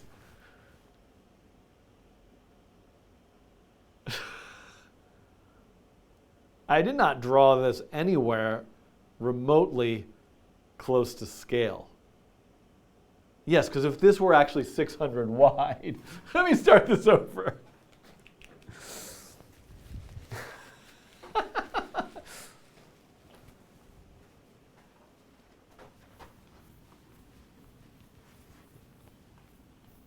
I'm going to finish this. I'm getting through this.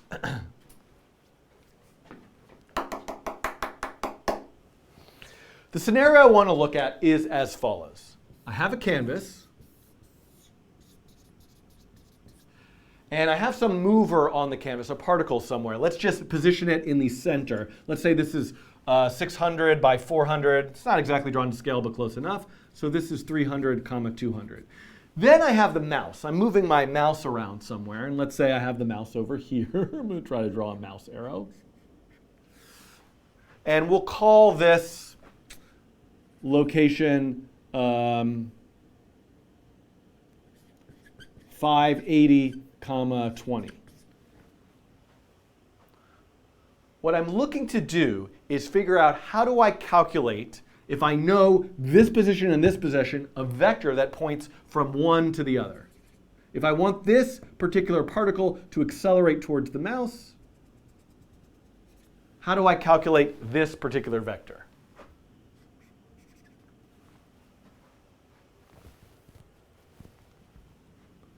Call it v.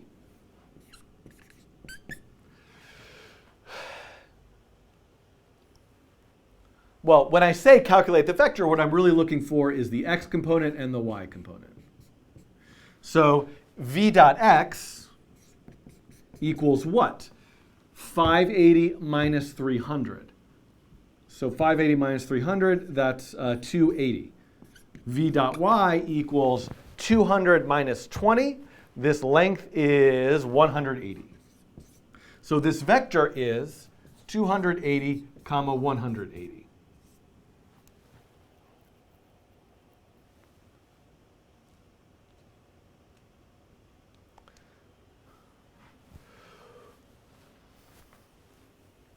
What mathematical operation did I just do here?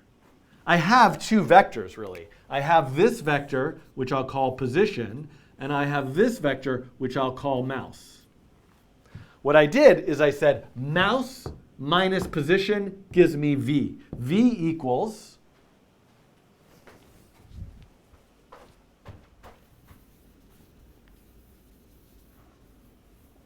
wait, I'm doing the next video all of a sudden.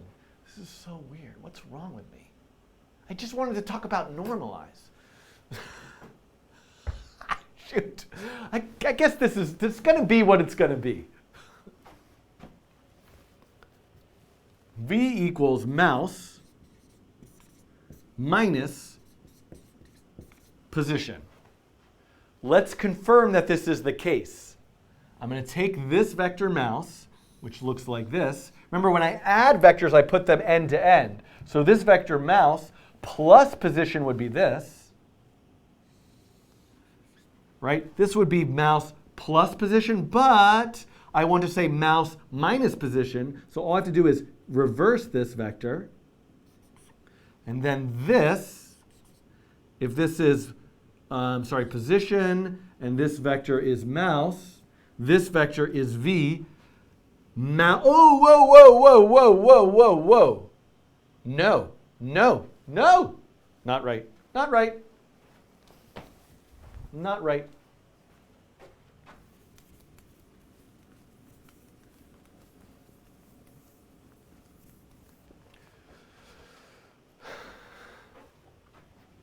Let's confirm through a vector diagram that this really works. I want to take the vector mouse. Oh, no, I was doing it right. I was doing it right. Mouse minus position. I was right.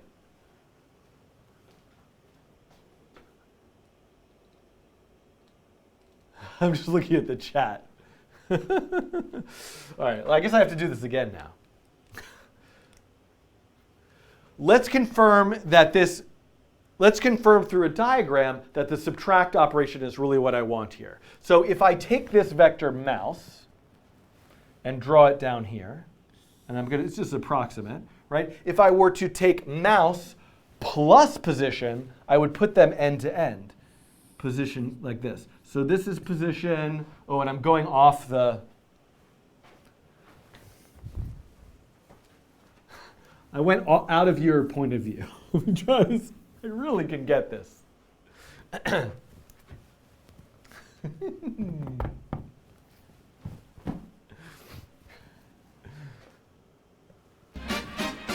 Thank you very much. Thank you very much. Thank you. Good night, everybody. Good night. Let's confirm that subtract is really the operation I'm looking for here by looking at by diagramming this. Let's confirm that this really works, the subtract operation, by diagramming this. So if I take this mouse vector that's pointing from 0 to this location 580, 200, and I kind of draw that down here. It's not exactly right, but I just sort of duplicate this here. If I were to say plus position, I would put these vectors end to end. So I would take this vector and put it like over here. I'm about to go out of your range of view, so I'll just draw it a little bit shorter, but this is the idea. Mouse plus position would give me this vector, mouse plus position. But I want to say mouse minus position, so that's taking this position vector and pointing it in the opposite direction. This is minus position.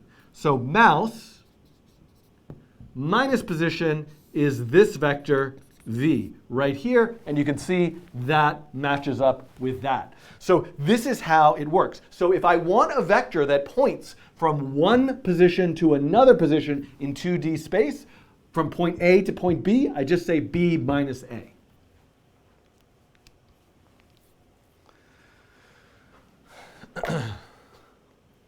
Whoop, and this camera has now gone off.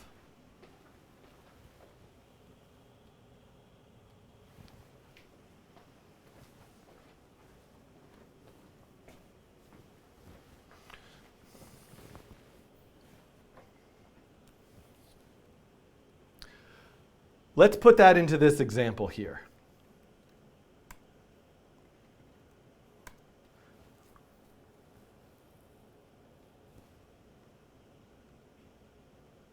Wait, hold on.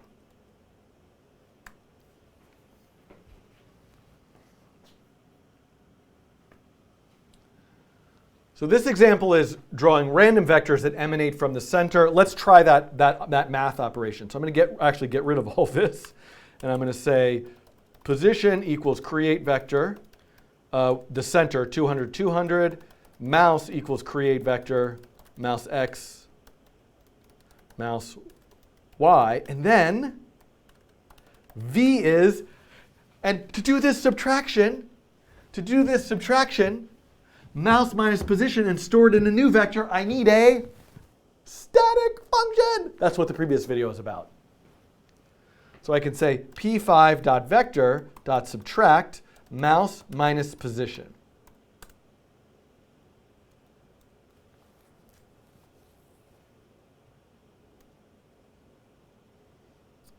And actually, let me put the translate back because I want to draw everything relative to the center.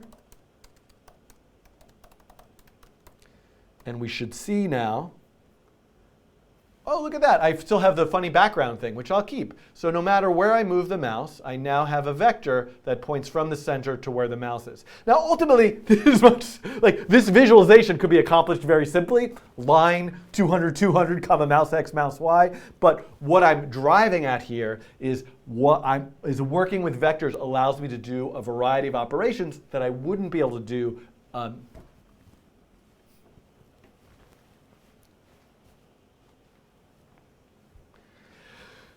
Now, certainly this visualization could have been created just by calling the line function and saying line 200, 200, mouse x, mouse y. But the reason why I'm doing it this way through vector subtraction is to show you about the normalize function and what kind of power that unlocks.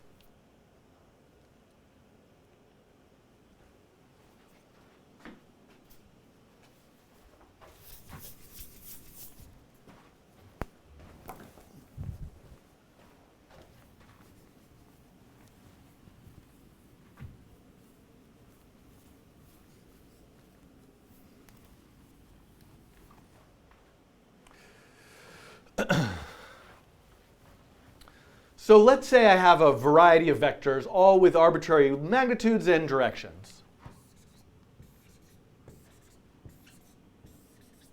These are my vectors that I'm drawing up here, 5 of them. The process of normalization means take any given vector and maintain its direction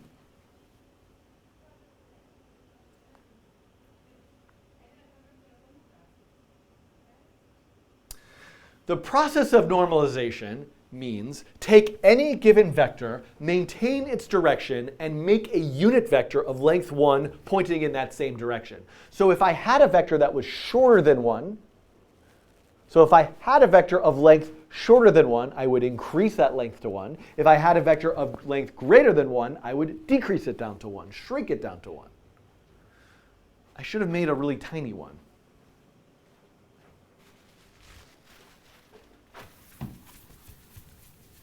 I like these vectors that I drew.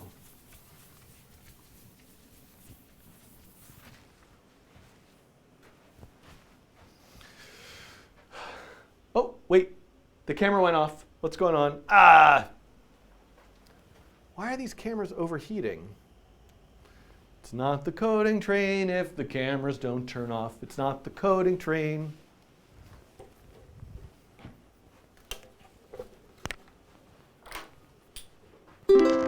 If there's one thing in life I know to be true, it's that the cameras on the coding train always turn off. That was kind of amazing. All right, I think that it's time to break out the Voronoi fan. It's not a Voronoi fan, it's a Vornado. I'm going to turn this fan on, point it at this camera.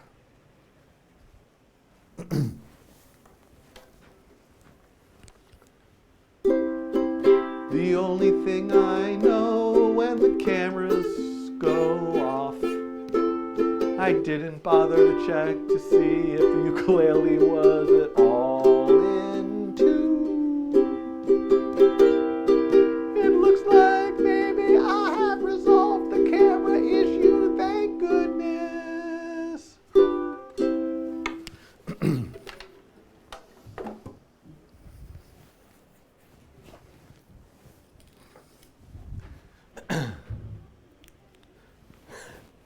Okay. Hi, everybody. Where was I? Oh, no. I have no idea where I was. I know that I want to draw a bunch of vectors. Oh, continuity. It's a thing.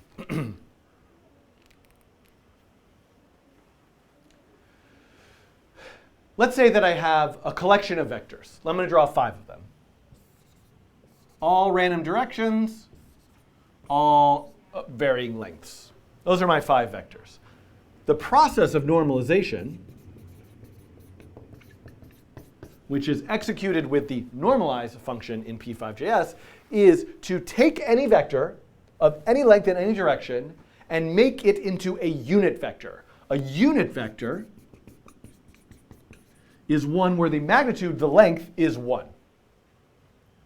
So let's just establish that this is approximately length 1 in terms of this arbitrary 2-dimensional space I'm working with. So this vector normalized would be this vector. This vector normalized would be this vector. This vector, oh, it's less than 1, so normalizing it would actually be to grow it, would be this vector would be this vector, and this vector would be this vector. Now, of course, I haven't drawn these exactly right, but this is the idea. All of these are normalized versions of these. And the reason why the term normalized is used is create some standardization, normalization. No, that doesn't make any sense. And you can think of the term normalized as making all these vectors into a normal vector. Normal being, well, a normal vector is length 1. Otherwise, it's some wacky, crazy, insane vector with a much longer length. It's basically keep having a standard. By the way, in vector notation, a vector is typically written like vector v with an arrow on top. The unit vector is often written as vector v with the hat or caret on top. So this would be a unit vector v or any given vector v.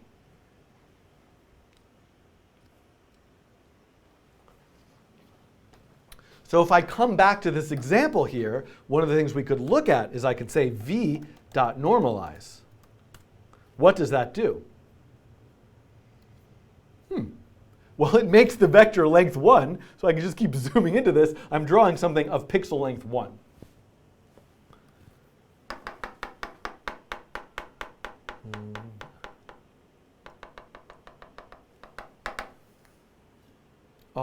Oh, nothing left. Do I want to go back to here?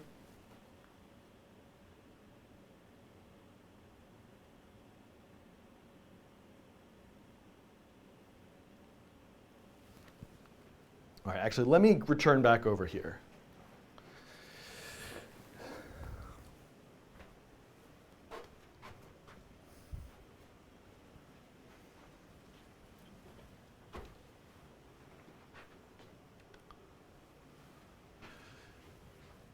So how does the math for normalize work? Luckily for us, we can just call normalize in P5, but this is a moment for us to take a little time to look at the math for that.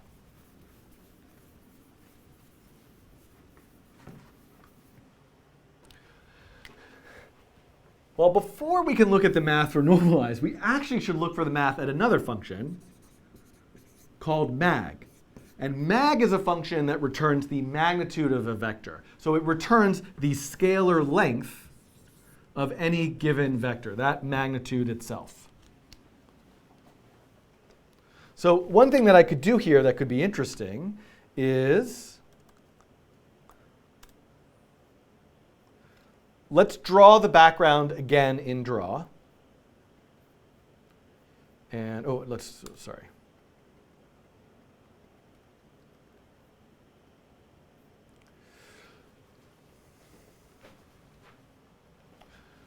So one thing that I could do here that could demonstrate this is let me take the background and draw it in draw.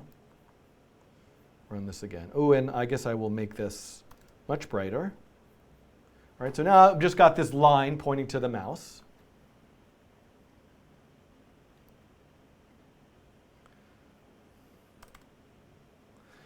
And I'm going to ask for the magnitude. So that is now getting the magnitude of that. And actually, let's just console log it.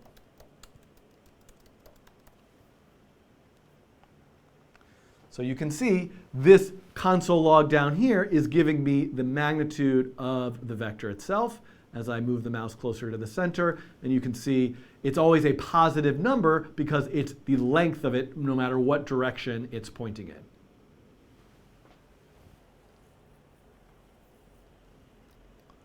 I could try something interesting, like I could say, oh, let's make the background color associated with the magnitude.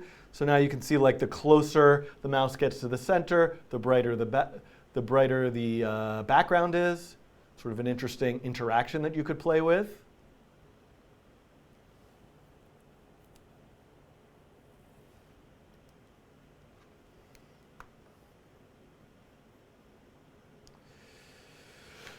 And the reason why this magnitude value is so important is it plays a fundamental role in how a vector is normalized.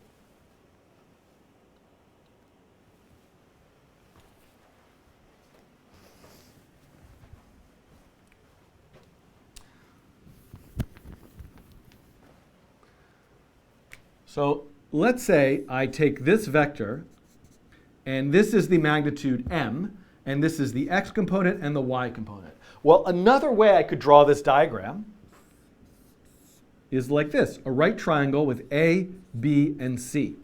And if you've ever seen this kind of diagram in a geometry class or some other, and if you've ever seen this kind of diagram in a geometry context, you might have seen it paired with something called the Pythagorean theorem. The Pythagorean theorem states that a squared plus b squared equals c squared, or c equals the square root of a squared plus b squared. And in fact, that is exactly how the magnitude is calculated. So when magnitude, the mag function is called on a vector v dot mag, it takes the square root of the x component squared plus the y component squared, and that gives you that magnitude.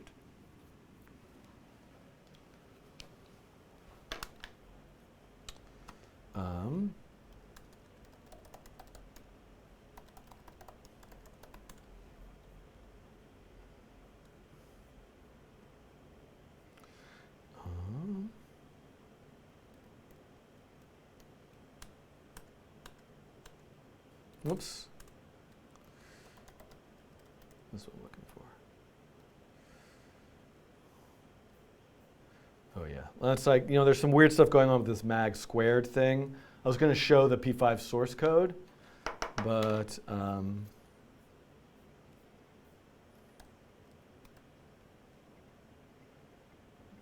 yeah.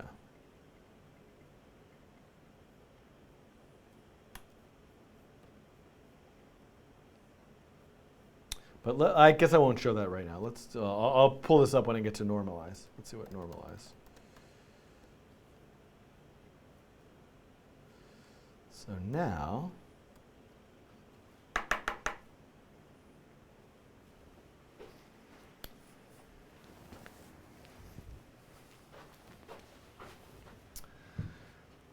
now that I understand how magnitude is calculated, I'm ready to look at how normalization works.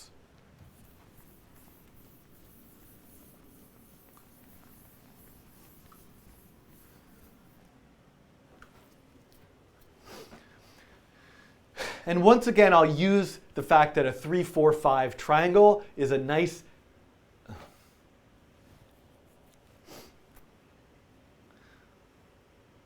Let's use the 3, 4, 5 triangle as our starting point. So let's say I have a vector.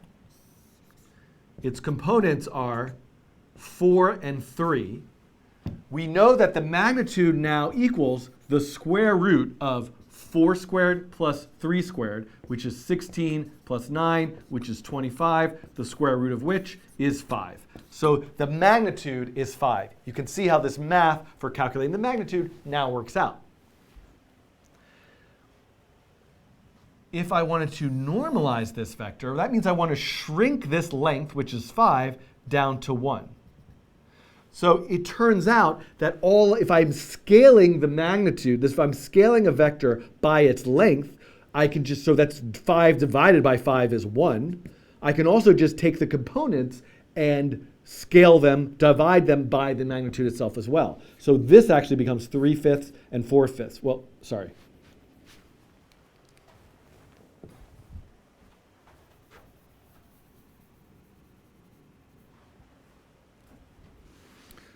So it turns out if I'm taking a vector and normalizing its length down to 1 or up to 1, 5 divided by 5 is 1. I can actually just take the components, the x and y components, and divide by the magnitude. So this length right here is actually 3/5, and this length right here is actually 4/5. And that's how you normalize a vector, by dividing it by its magnitude. Uh-oh, there's a coding garden raid going on. Welcome, coding garden.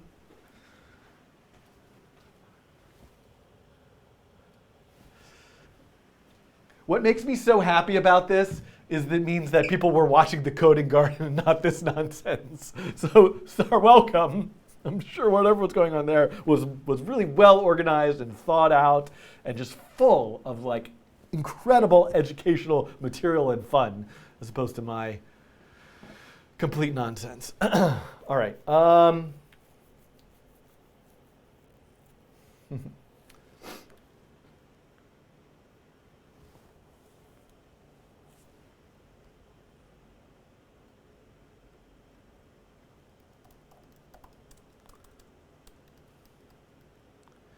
So removing this background little digression,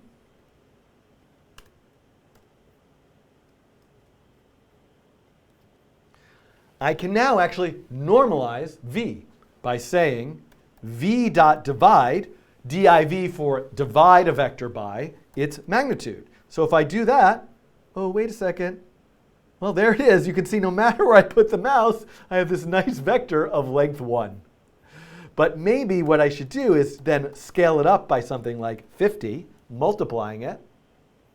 And look at this. So now look at this. No matter where the mouse is, I have done this process of take the vector that points all the way. Let me use the whiteboard. So now I have this multi-step process to make a vector that points in a given direction with a fixed length.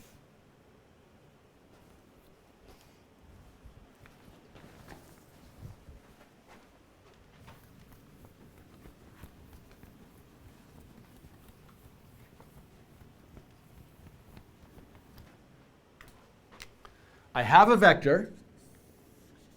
It's of some arbitrary length. Let's say the magnitude is 100. I calculate that magnitude. I divide it by that magnitude to normalize it. Now I have that same vector with the magnitude is 1, so of length 1, a unit vector. And then I multiply it by some arbitrary amount, like 50, and I get this vector. So no matter what happens, this is... Well, let me try that again. I sort of didn't understand what I was doing, and I think I do now.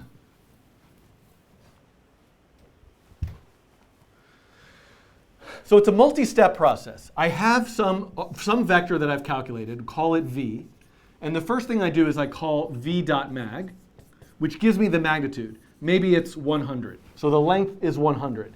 Then what I want to do is normalize the vector. I want the vector to be that same vector, but of length 1. So I can say v.divide by that magnitude, or 100. That takes this vector and shrinks it down to here. Then I want to scale it up by some amount like 50, and that will then scale it back up to a higher length of 50. So this is my multi-step process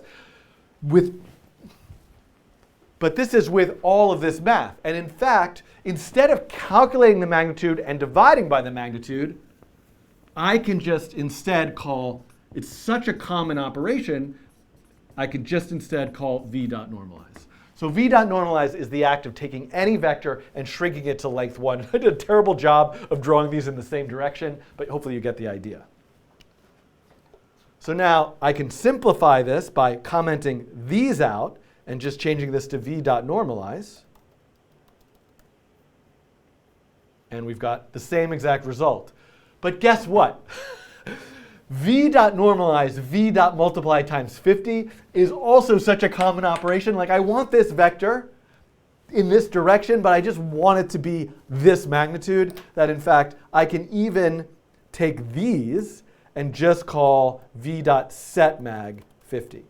So this function, v.set the magnitude of a vector, is the process of normalizing it down to length 1 and then scaling it to a particular magnitude, in this case arbitrarily 50. And the process of normalizing is calculating the magnitude and dividing by that magnitude. And we should see this is the same result.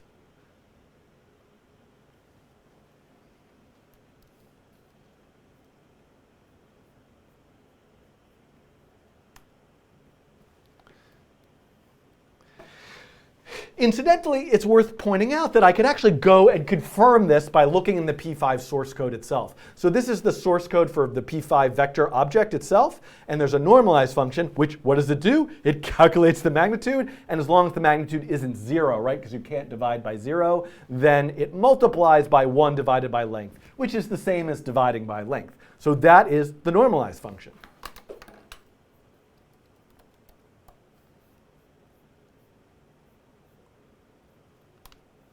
I could even look at the set magnitude function and see that it's, normalize the vector and then multiply it by some quantity n. And in fact, you can see here that something that I'm not doing is chaining. So a lot of these math operations on vectors can be chained, meaning I can say normalize multiply. Dot normalize, dot multiply. Whoops.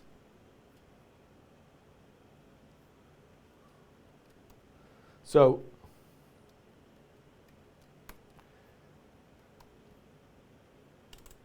and by that, I mean these two operations, v.normalize, v.multiply, could be written as v.normalize, multiply 50. So once again, we now see there are so many different ways to do the same exact thing, but hopefully this is giving you a better picture of what vector math operations do, how they work, and how you might choose between static functions versus instance functions, and how you might manipulate vectors by using these mathematical operations.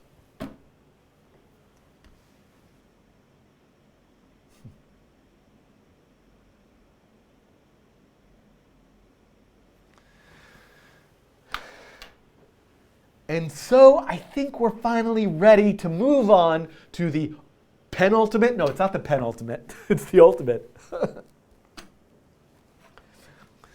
So I think this truly is the penultimate video in the chapter on vectors, because we're now ready to take this idea of calculating a vector that points to the mouse and apply it as an acceleration to an object and see what happens.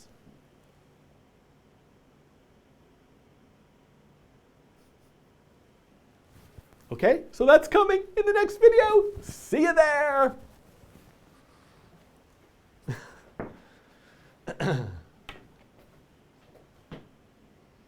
Oh my God, it's almost 1 o'clock. I gotta finish this off though.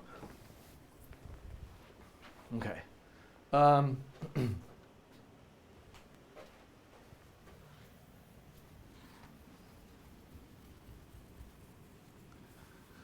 right. Tech Tutorials asks, who is Coding Garden? If you don't know about the Coding Garden, wonderful. Then you have a whole life ahead of you of discovering something totally awesome. Coding Garden is another YouTube channel run by CJ. CJ and I are actually planning a collaboration. We're about Discord bots, I think, coming up maybe Wednesday, February 26th. We'll see, has to be confirmed.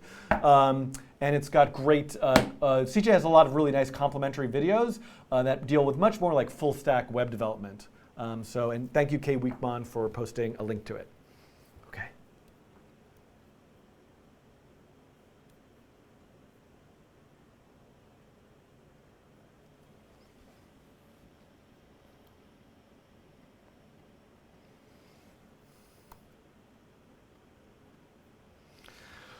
Whew.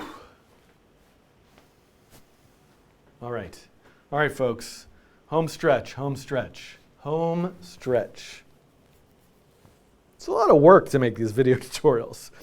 At some point I felt like this was just like a hobby or an easy like thing, and it's become like much more of a source of, I don't want to say stress, but like it's work. It's work in a good way. In a good way. That's a good thing too, also. It's just hard to balance everything. I don't know. Thank you all for being very supportive and kind, and a lot of people support this channel in so many different kinds of ways, and I really appreciate it. Okay. All right. Wow, there was a lot of people watching Coding Garden because viewership is up. Hello. I think we need a moment.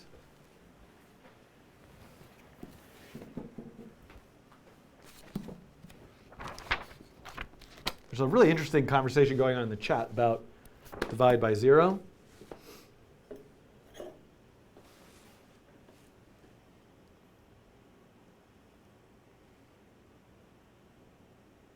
I'm afraid to play that.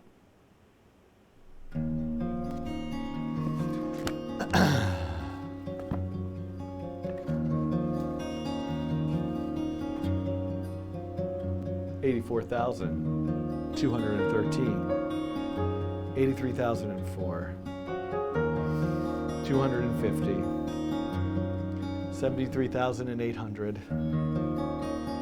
28,970, 17,934, 77,862, 49,489, 73,593, 39,999, 933.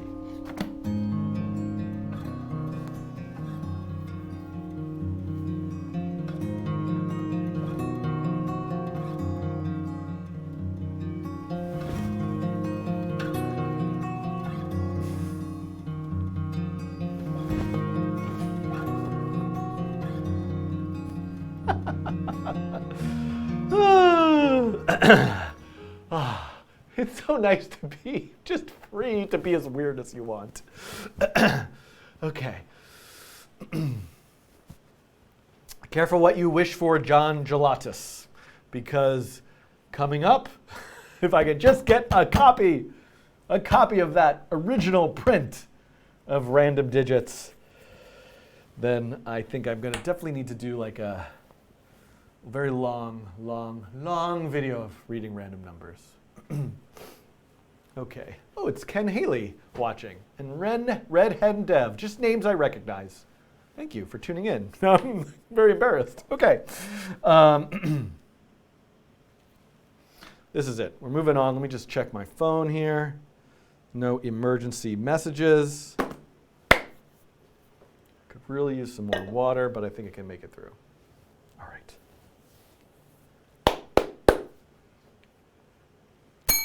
We have arrived. We have reached the end. We? Who's we? I don't know who we is. It's me. I'm just me here. Nobody else. Just me. We're all together, but you're just like people on the internet that I can't see. It's weird to say we.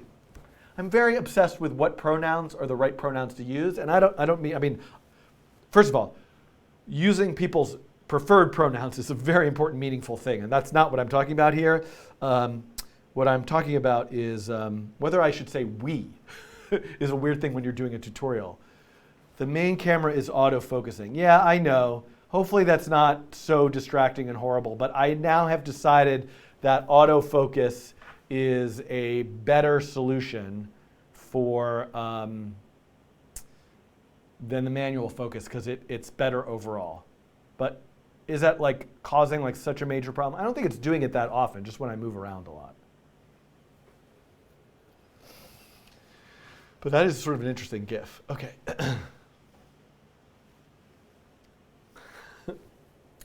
Hi, MIT student, Matthias. You should definitely be working.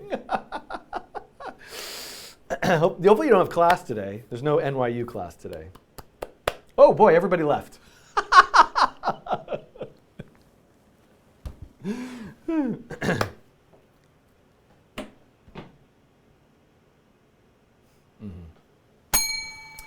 All right.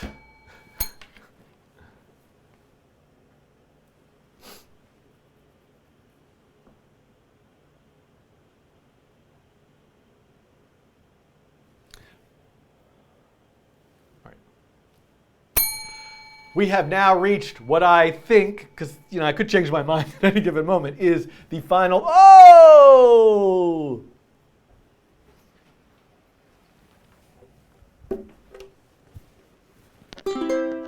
The camera shut off again.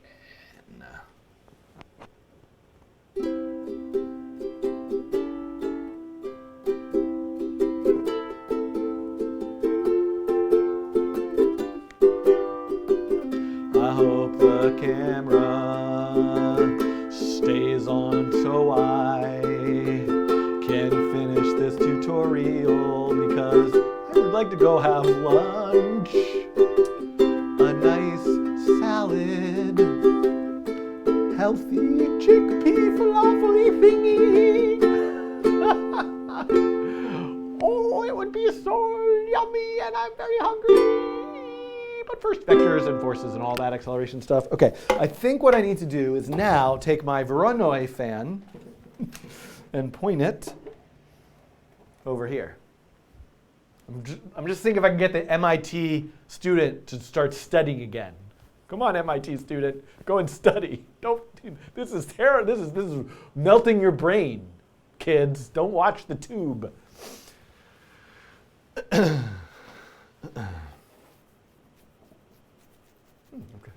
Itch here. Okay.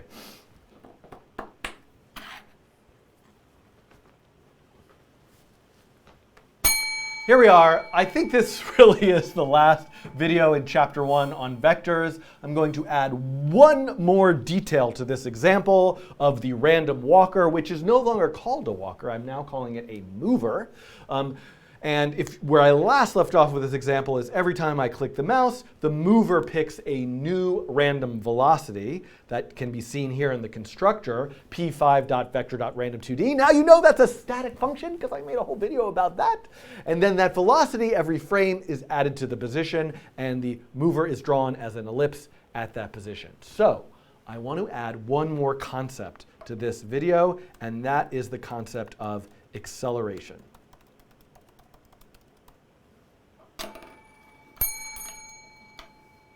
Acceleration, oops, sorry.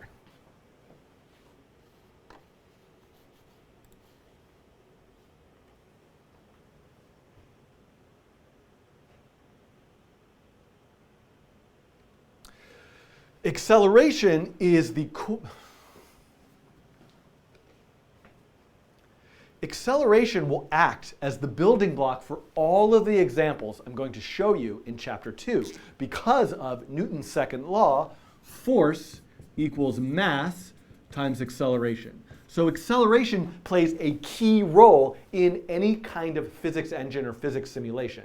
But right now we're not going to worry about the sort of physics aspect of this and just add the idea of acceleration.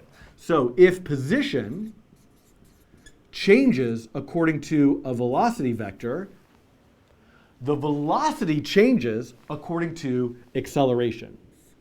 How do I draw this?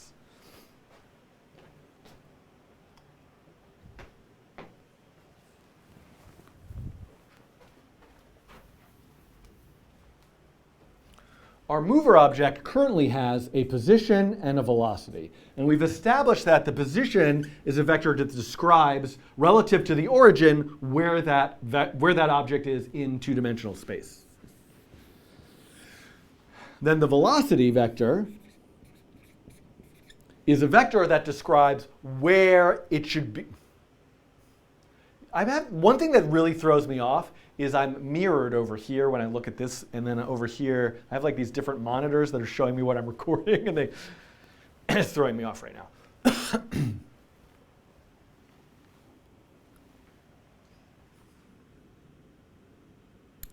The velocity describes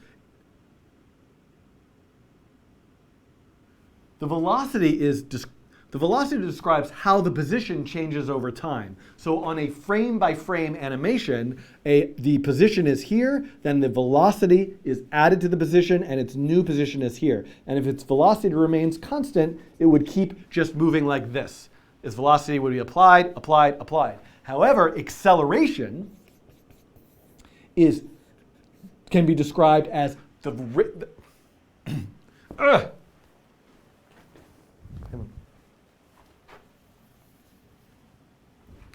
However, acceleration can be described as the change in velocity over time. So if this object, this mover, were to accelerate, maybe in the sort of typical way you might think about that, acceleration is it's getting faster. So we could imagine it that way, right? First, its velocity is this.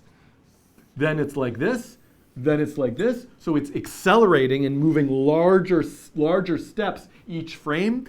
But acceleration just means the change in velocity. And remember, velocity is a vector, so that could mean it's changing its direction or its magnitude. It could be slowing down, that's an acceleration, speeding up, turning, all of those combined together, that's an acceleration. It's just another vector. And it goes into what I'm calling the motion 101 algorithm. And that motion 101 algorithm has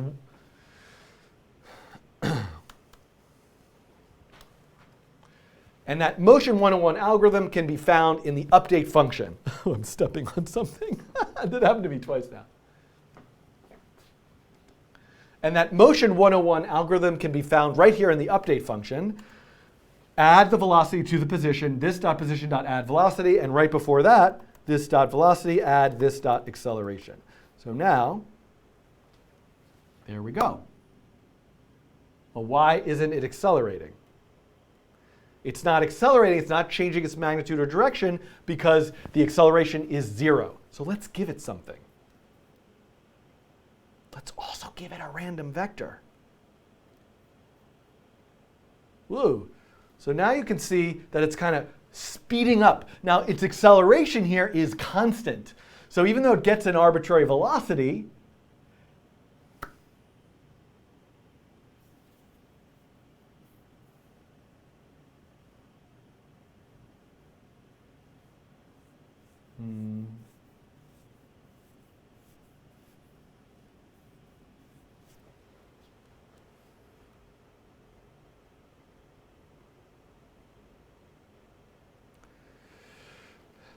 now the acceleration here is constant, and it's almost as if there's this like big fan right in the center that's just pointing in a direction and sort of blows the mover off in a direction. You can see that it turns ever so slightly. This is most likely because whatever velocity it picks is not the same direction as acceleration. To demonstrate what's happening here a bit more clearly, I might do something like set the magnitude of the acceleration to something much smaller. So I'm still picking a random unit vector in some direction, but then setting the magnitude to 0.01. And you can see now it's kind of turning around. And I could also go back to putting the background in setup. That might help us sort of see the path that it's taking. And here we got a kind of an acceleration in a different direction from the initial velocity.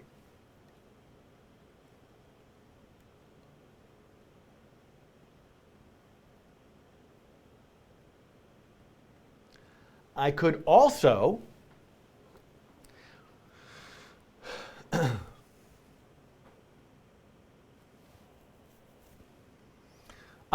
reset the acceleration to something random every time an update. Let me take this and put it here, take this off, write it again. And now you can see, whoa, it's just kind of, this is almost like the random walk again. Now, the acceleration is accumulative, and it's picking it randomly. So if it starts to pick it randomly in the same direction and with a high magnitude a few times, oh no, it's the magnitude's fault.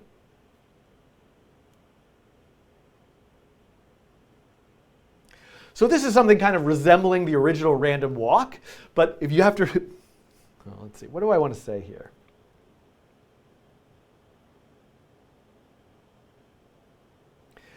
So this is something kind of resembling that original random walk, but the acceleration is cumulative. It's accumulating into the velocity. So if it's picking it in the same direction randomly a few times in a row, it's going to build up enough sort of speed and sort of fly off in that direction. I could, by the way, oh boy.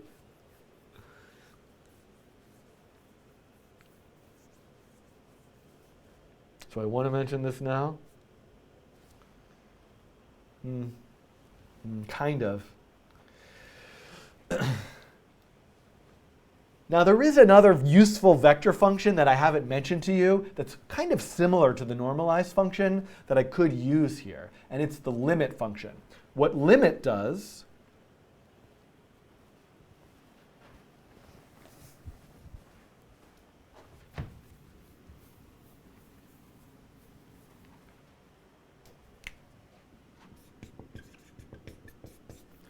What limit does, I don't know what I'm doing here. What limit does is take any vector and cap its magnitude at a certain amount. So if I say limit 5 and this vector has a magnitude of 15, it will take that vector and shrink it down, set its magnitude to 5. The difference between limit and, say, set magnitude or normalize is if it's less than 5, it's not going to raise it up to 5. It's going to leave it at, say, 2.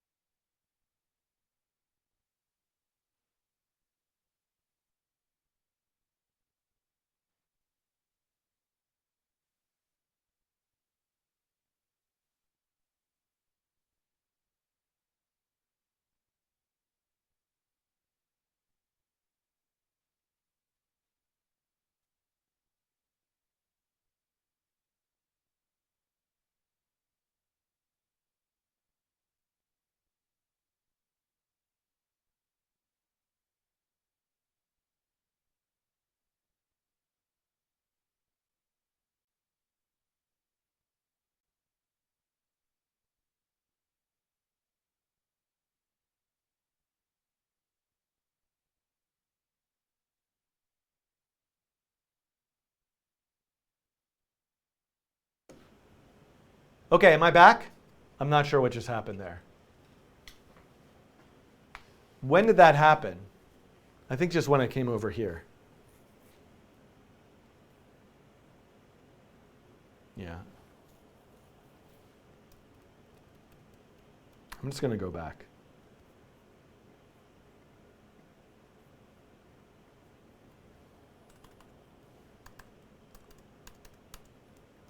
Okay. Not sure where that was. Let me. So back in the code, what I can say is, after I apply the acceleration, let's make sure the velocity doesn't get too large. And I can say limit, I don't know, I'm just going to say limit it to 2. So it's a pretty strict limit there. And then if I run the sketch, what this is now really looking much more like that random walk before, but I am using the concepts of acceleration and velocity. And so now this would allow me to do a lot more stuff with a random walk. And that's going to come as I get to more stuff and more of these examples in chapter 2. But ultimately, what I want to show you here is what happens when I calculate a very specific acceleration, like one that points towards the mouse location.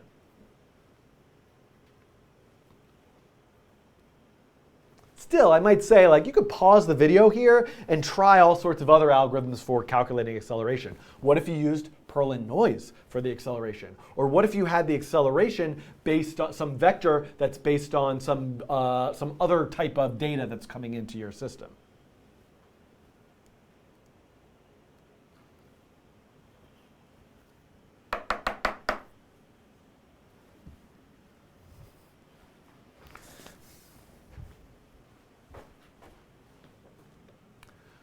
But for this particular example, I can return to everything that I did in the previous video, which is I have the position, I have the mouse, and now I just want to do that same exact math operation, mouse minus position, set the magnitude to something fixed, and apply that as the acceleration. Let's see what happens.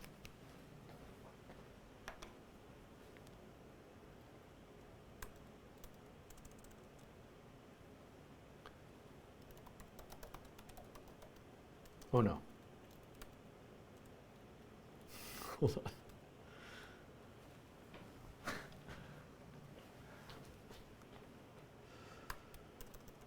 Create a vector at the mouse location.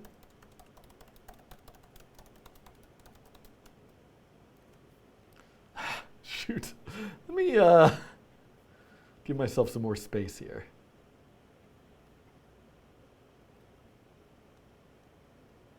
Whoops. What's the redo?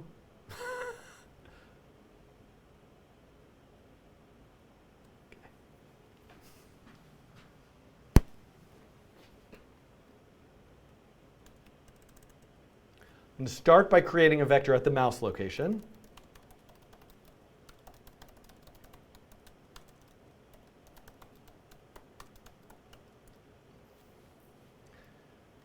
Then I'm going to set the acceleration to the result of subtracting the mouse minus this object's position. Then I'm going to set the magnitude of that to 0.1. And I'm picking that arbitrarily.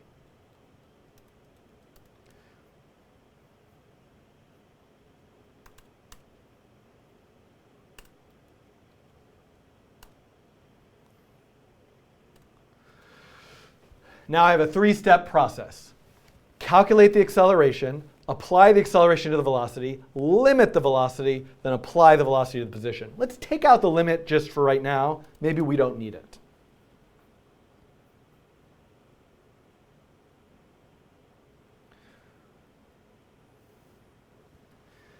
The result is something like an elliptical orbit because the object is accelerating towards the mouse.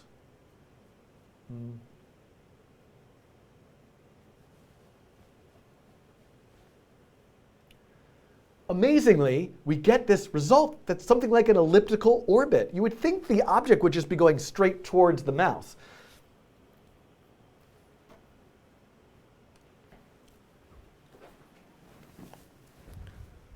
Why is that?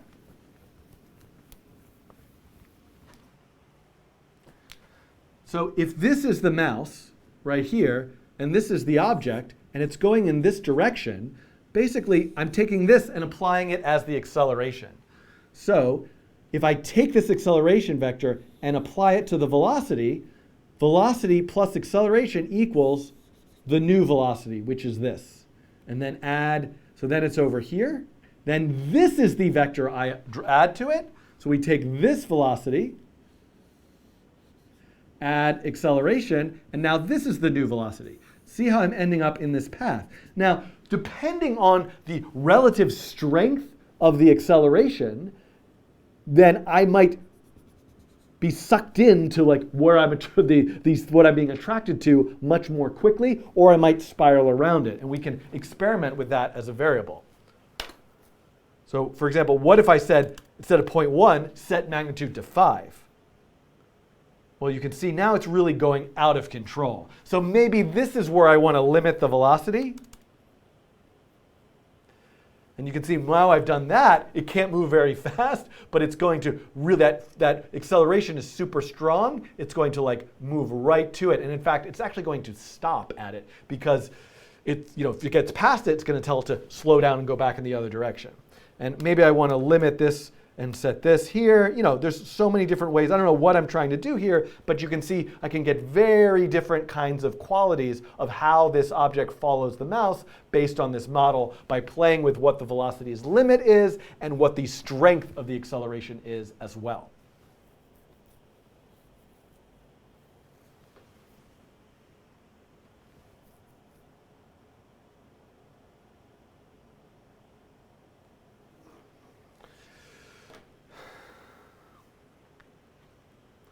Now, how I play with these parameters and how I set the acceleration and how I have multiple factors in an object's world that could affect its acceleration. What if it's attracted to the mouse, but there's also a force from the edge keeping it within the... Oh. This is...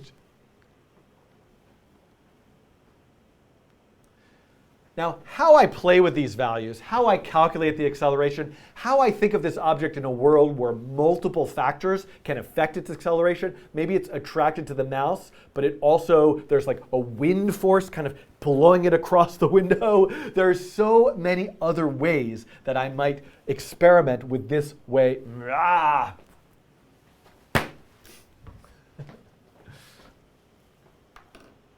Everyone is discussing autosave.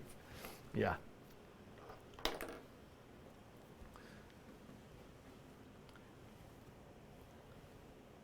Now, how I actually calculate the acceleration and how I think about this particular mover object in a world that a lot of different things could affect its acceleration, that's really where I'm going, and that's really the model of forces. So there's really this idea of a force, right? There's this force that's pulling the object towards the mouse. But what if there were other forces? What if there's forces that are coming from the walls of the canvas, so to speak, the edges? What if there was just like this wind force or gravity or other types of things, friction force? So this is where I'm going in chapter 2.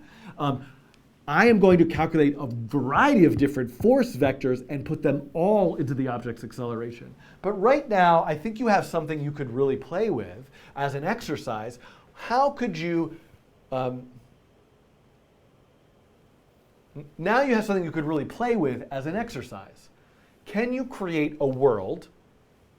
Can you create a simulation with an object moving around the canvas that all of its motion emanates from its acceleration? What are other ways you could calculate the acceleration to create some type of dynamic motion?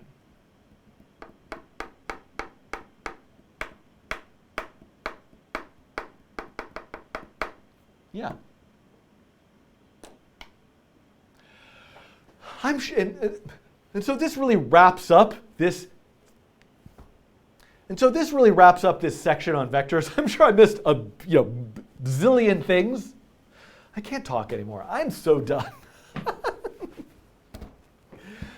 And so this wraps up this section on vectors. I'm sure I missed so many things about vectors, and there's many more math operations with vectors and other things to think about and consider, and hopefully I'll continue to touch on those as I go on and on to more and more examples. If you make something, share it with me at thecodingtrain.com in the comments here. If you have questions, you can also ask them. You can join the Discord to ask your questions there, and I will be back in section 2 to talk about Newton's laws of motion and forces.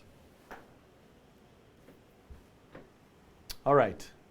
Thank you, Danielle, for your encouraging words. All right, I think that I'm done for today. I'm going to hit save so that nobody freaks out. Ooh, this is kind of fun. And yeah. Let's talk about schedule for a second. So, ideally, I would like to, I'm only through chapter 1 right now. So, oops, not thecodingtrain.com. So here's where we are. I am through now chapter 1. I didn't really make the videos for the introduction, but I have enough stuff that I've previously made, which is basically that topic, that I know I didn't do anything for Valentine's Day. Sorry, Carson. That I think I've got the playlist set for introduction and vectors. So I would like to, by May, be through all of this stuff. It's going to take me longer, I think. But, so I'm going to be here once a week. I'm going to try to do Thursdays. Sometimes in the morning, sometimes in the afternoon. I'm really going to try to move to Thursdays as my live stream day. So stay tuned for a date this Thursday, this week. I have to look at my calendar, which I can look over here. I can actually tell you whether it's going to be morning and afternoon right now, if people want to know. I'm going to just look at this other computer, which has my calendar on it. And I need to switch Google accounts. Today's the 17th. Oh, morning, Thursday morning. So this Thursday, I'm putting this in my calendar. Well, I'll do that later. So, and then the 27th will be in the afternoon. So I am going to attempt now, starting this week, I'm like trying to switch screens here, to live streaming every Thursday. Not a regular time every Thursday, but basically either 9:30 or like 1:30. Those would be the two times, 9:30 or 1:30 Eastern, with some wiggle room there, once per week. If I'm being honest here, I am probably only going to get 3 live streams per month. Is it even March yet? No, it's February. So I'll have one next week. I don't know how many I ended up getting in February. Is it a leap year? Will somebody tell me? So, and then hopefully once I get to June is busting out all over. I will have a very free month in June. And whatever I don't get to, keep me honest about this, remind me about this. I'm saying it now to try to put this out there in the universe. I'm going to just do a lot of extra live streams in June to get through everything that I don't get through. The tricky thing is here, by going through this, I'm leaving other things undone.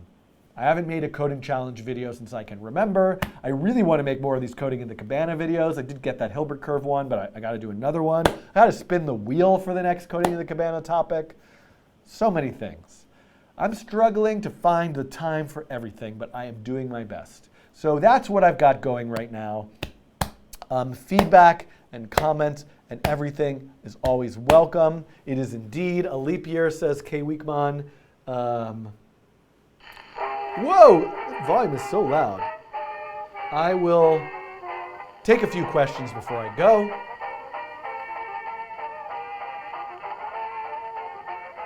It is a leap year. Press Z and X. I don't know what that means. This looks like I'm advertising this, which I'm not.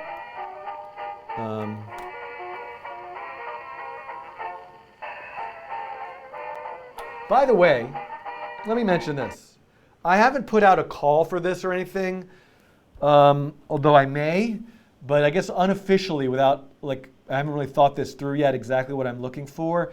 If you are someone who is interested in doing like a freelance job and your skills are Node and CSS, which is a weird set of skills, I am looking for your help because I am looking for help with the build engine of the Nature of Code book. Joey Lee has been doing a lot of work and help on this with me, and you'll see his name pop up quite a bit in the repo and all the issues. But basically, I want to keep the book updating going along with doing the videos.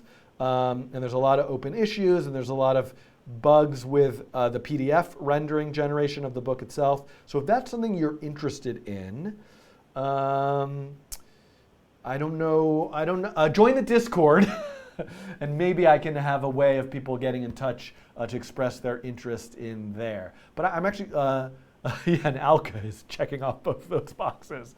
So I know there's a lot of people already in the community who volunteer and do a lot of work on coding train stuff, and I appreciate that. I'm always conflicted about how to manage the sort of goodwill and spirit of collaborative open source, as well as valuing people's work and paying people for work, and I'm always struggling with that balance. But this to me is a job that I particularly just need specific help with, so I think it makes sense to for this to be paid work. Also, the book is not something that I'm getting rich off of, but I do, when I have the new edition out, it will be sold. So there is some income that's generated from it. So I can sort of fit that in. Florin is asking, which is the Discord?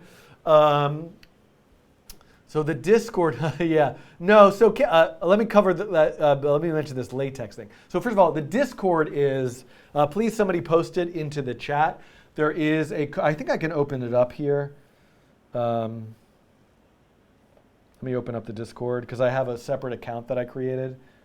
Just want to turn it on to safe mode or whatever. How do I do that again? Where I go to settings and streamer mode, enable streamer mode. Okay, just look at these and go here and go to schedule. All right. So if you haven't seen the Discord, this is what the Discord looks like. There's a channel where I post updates about when I'm going to live stream. So I know that I don't do a good job of having a regular schedule, but if you want updates about that, you can join the Discord.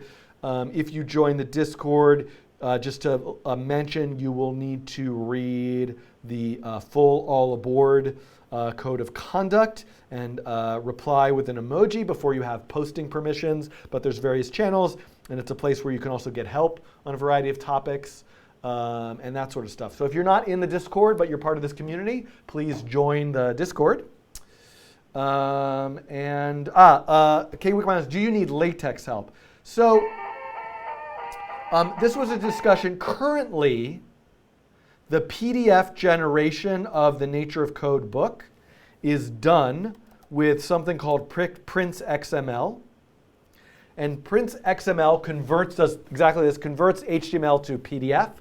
So I'm not opposed to a different engine to do this same exact task, but I do not want to write the book in LaTeX. I'm writing the book in HTML. This way I have a build process that can easily generate the website as well as the PDF book itself. And it's one HTML document that generates both. And so if there is a way to have LaTeX be part of this equation, I'm not opposed to that. But at the moment, this is the best solution, I think. And also this is using, I mention this constantly, but the engine that is also doing this is this going to come up? No, Magic Book Project, I think. Yes, it's using this project called the Magic Book is kind of the Node app that runs Prince XML and does other sort of build stuff to build the website as well. I know that a lot of new out of modern publishing, web-friendly, HTML, CSS-friendly publishing frameworks and applications and websites have come out. So maybe this is something I should revisit. But at the moment, this is what I am doing. OK, let's see if there's any other questions.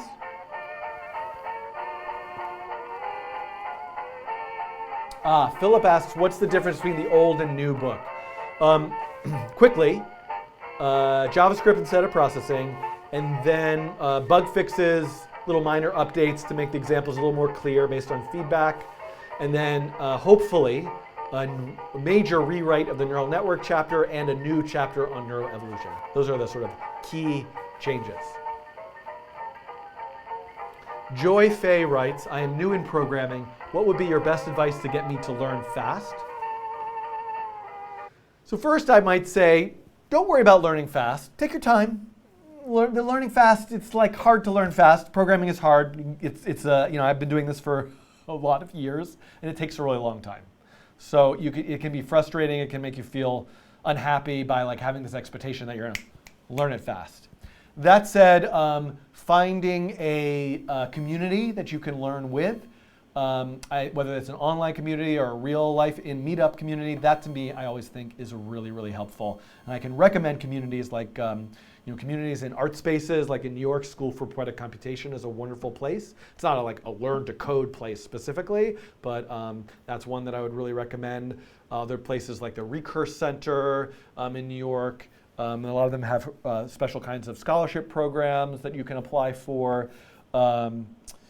But yes, so that's what in your local community, is there a group that is meeting on a regular basis where people are learning together? That I think is a really wonderful thing you can do. Plus, I don't know, I have some YouTube videos, maybe they help.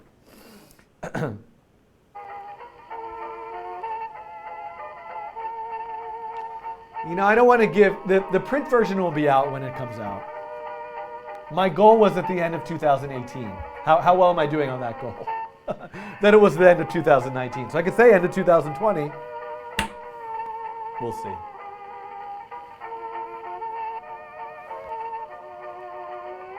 Thank you, Zach Bear, for your nice comment about how the videos inspire you. Zaved asked, do you like Python? Do you recommend it? Yes, I like Python. Yes, I recommend it. Hello to Bosnia. Interference on the mic. Ugh. Was it happening a lot this whole time? Somebody did mention it, but I thought it wasn't a big deal because I didn't see it a lot.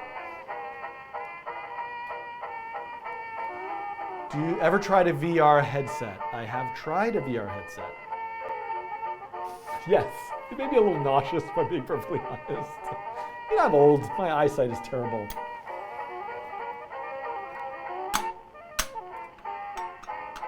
And we've got a viewer from India. Hello to India.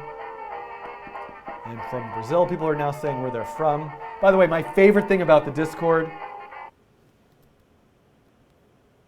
is the pets channel.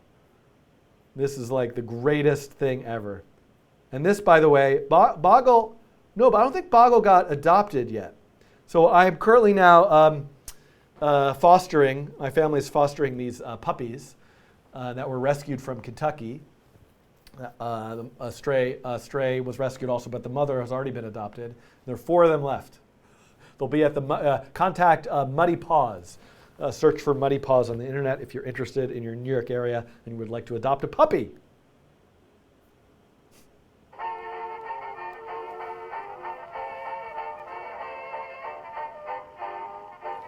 All right, everybody. I will see you Thursday. I will be back on Thursday. I'm saying it as many times so I can hit that goal. See you Thursday. As always, I always forget the this dot. I'm going to do this dot. I'm going to do this dot. I'm going to do this dot. I'm going to do dot. This dot. Son. This dot. Never forget this dot. This dot. Son. This dot. Never forget this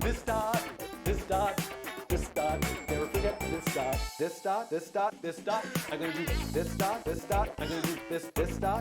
This dot. I'm gonna do this dot. I'm gonna do this dot. I'm gonna do this dot. I'm gonna do dot. This dot. I'm gonna do this dot. I'm gonna do this dot. I'm gonna do this dot. I'm gonna do this dot. Son. This dot. Never forget this dot.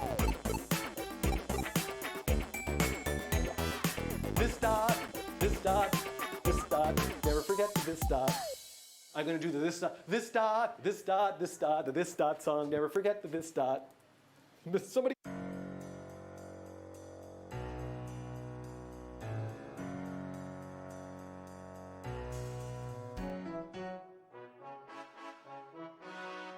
And I'm gonna say once again, here we go, sing it with me. It's the polar Cartesian coordinate song. It's the polar to Cartesian coordinate song.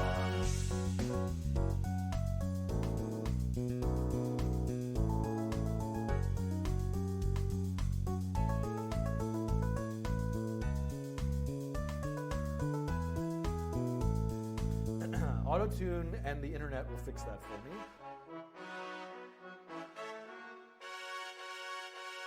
Sing it with me. It's the polar to Cartesian coordinate song.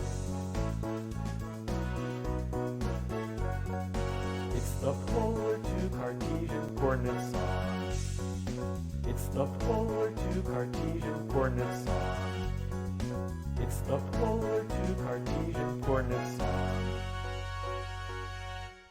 So this is random, this is noise, Perlin noise that is. In the core random algorithm, the actual random algorithm itself, those numbers aren't related at all. You pick, like I'm picking random numbers between 0 and 10. 9, 2, 7, 6, 1, 9, 4, 8, 9, 2, 1, 3. I pick 9 a lot apparently. But with Perlin noise, I might pick numbers like this. 2, 3, 4, 3, 4, 5, 6, 5, 4, 5, 6, 7, 5, 6, 7, 5, 6, 7, 8, 9, 8, 7, 6. Boy, this is like Perlin noise performance art. 9, 2, 7, 6, 1, 9, 4, 8, 9, 2, 1, 3. I think 9 a lot. 2, 3, 4, 3, 4, 5, 6, 5, 4. Boy, this is like Perlin noise performance art. 7, 5, 9, 2, 7, 6, 1, 9, 4, 8. But with Perlin noise, I might pick numbers like this. 2, 3, 4, 3, 4, 5, 6, 5, 4, 5, 6, 7, 5, 6, 7, 5. Perlin noise that is. Perlin noise. So this is Perlin noise that is. Perlin noise. This is Perlin noise that is. Perlin noise. So this is Perlin noise that is. Perlin noise. Perlin noise that is. Perlin noise. So this is Perlin noise that is. Perlin noise. This is Perlin noise that is. Perlin noise. So this is Perlin noise that is. Perlin noise. Perlin noise that is. Perlin noise. So this is Perlin noise that is. Perlin noise. This is Perlin noise that is. Perlin noise. So this is Perlin noise that is. Perlin noise that is. Perlin noise. This is Perlin noise that is. Perlin noise. This is Perlin noise that is. Perlin noise. So this is Perlin noise that is. Perlin noise. Apparently. But with Perlin noise, I might pick numbers like this. 2, 3, 4, 3, 4, 5, 6, 5, 4, 5, 6, 7, 5, 6, 7, 5, 2, 3, 4, 3, 4, 5, 6, 5, 4, 5, 6, 7, 5, 6, 7, 5. Boy, this is like Perlin noise performance art. Unicorns and rainbows and cupcakes. What else is there? Yes, kittens. Thank you very much. Kittens and rainbows and cupcakes. Notice that, and look what I get. I'm really losing my mind. Okay, let's do it. Kittens and kittens and kittens and kittens, kittens and kittens and kittens and kittens, kittens and kittens and kittens and kittens, kittens and kittens and kittens and kittens, kittens and kittens and kittens and kittens, kittens and kittens and kittens. Kittens and kittens and kittens and kittens, kittens and kittens and kittens and kittens, kittens and kittens and kittens and kittens, kittens and kittens and kittens and kittens, kittens and kittens and kittens and kittens, kittens and kittens and kittens and kittens, kittens and kittens and kittens and kittens, kittens and kittens and kittens and kittens, kittens and kittens and kittens and kittens, kittens and kittens and kittens and kittens, kittens and kittens and kittens and kittens, kittens and kittens and kittens and kittens, kittens and kittens and kittens and kittens, kittens and kittens and kittens and kittens, kittens and kittens and kittens and kittens, kittens and kittens and kittens and kittens.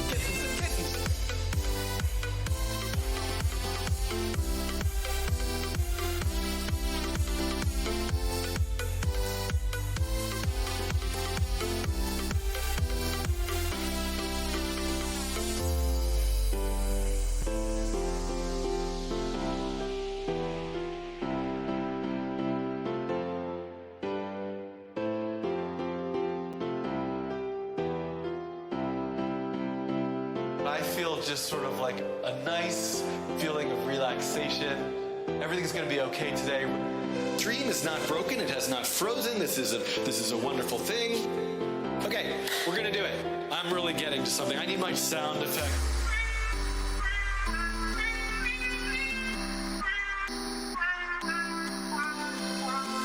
Unicorns and rainbows and cupcakes. What else is there? Unicorns and rainbows and cupcakes. That was invalid syntax. I forgot.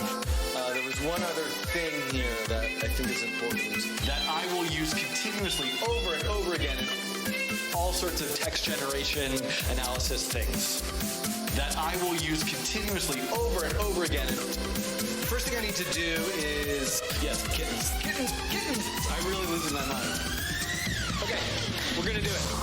Kittens and kittens and kittens and kittens. Kittens and kittens and kittens and kittens. Kittens and kittens and kittens and kittens. Kittens and kittens and kittens and kittens. Kittens and kittens and kittens and kittens. Kittens and kittens and kittens and kittens. Kittens and kittens and kittens and Das Vidania.